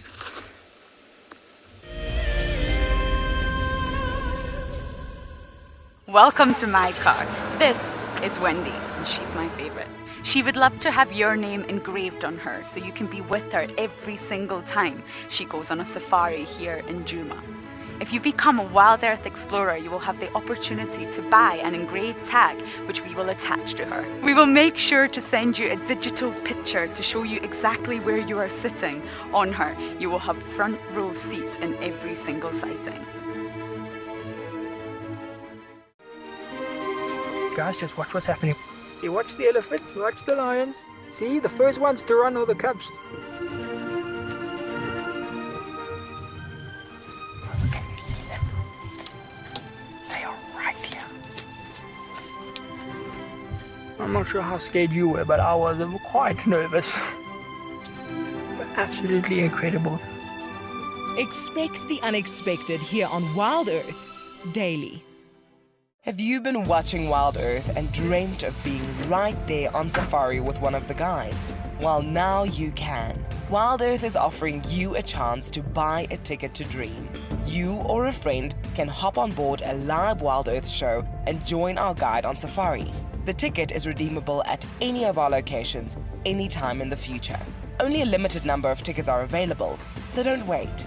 Get your ticket now and start dreaming. Terms and conditions apply. My name is Ross and I'm a field guide at andBeyond Phinda Private Game Reserve. I love getting questions from guests on WildEarth because I love sharing and learning information about nature with new people, and it also makes me feel like you're all joining me in real life. If you want to ask a question on WildEarth, then you need to register on our website. Once registered, go to our live safari page and submit your question below our live feed.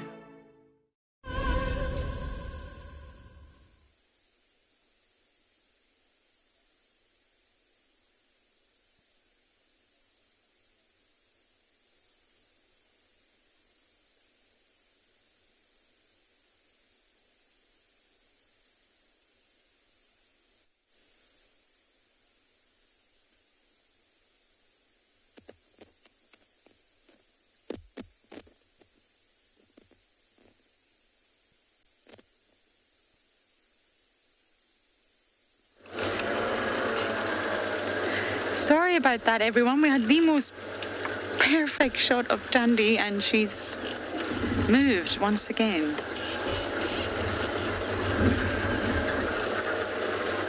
The timing on this drive has not worked in my favour. You just have days like that. But let's try and relocate her for the last few minutes of drive.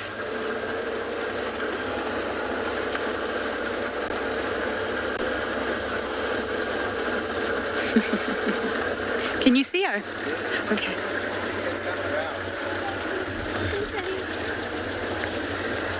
Oh, okay, I will do my very best here, and we're going to try and send you guys back across to Phinda.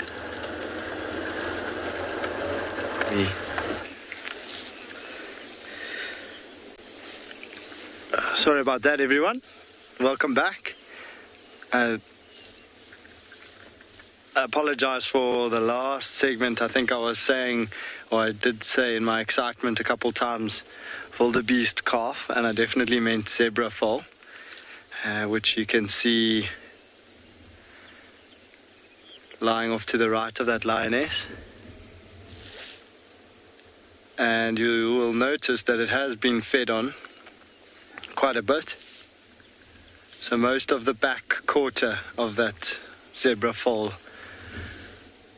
has been eaten. You'll see the cub's belly, so it's mom and the cub to the left of her, and then the other cub has found a very comfortable spot in the long grass. You'll see that cub that we can see at the moment's belly is very, very full. And the crazy thing is that it's busy watching more zebras, like it's not full enough. The grass just moved where the other cub is lying. So this is the other lioness from the Ngala Pride. And so the only one we were missing this morning was the lioness with the 3 sub-adult males.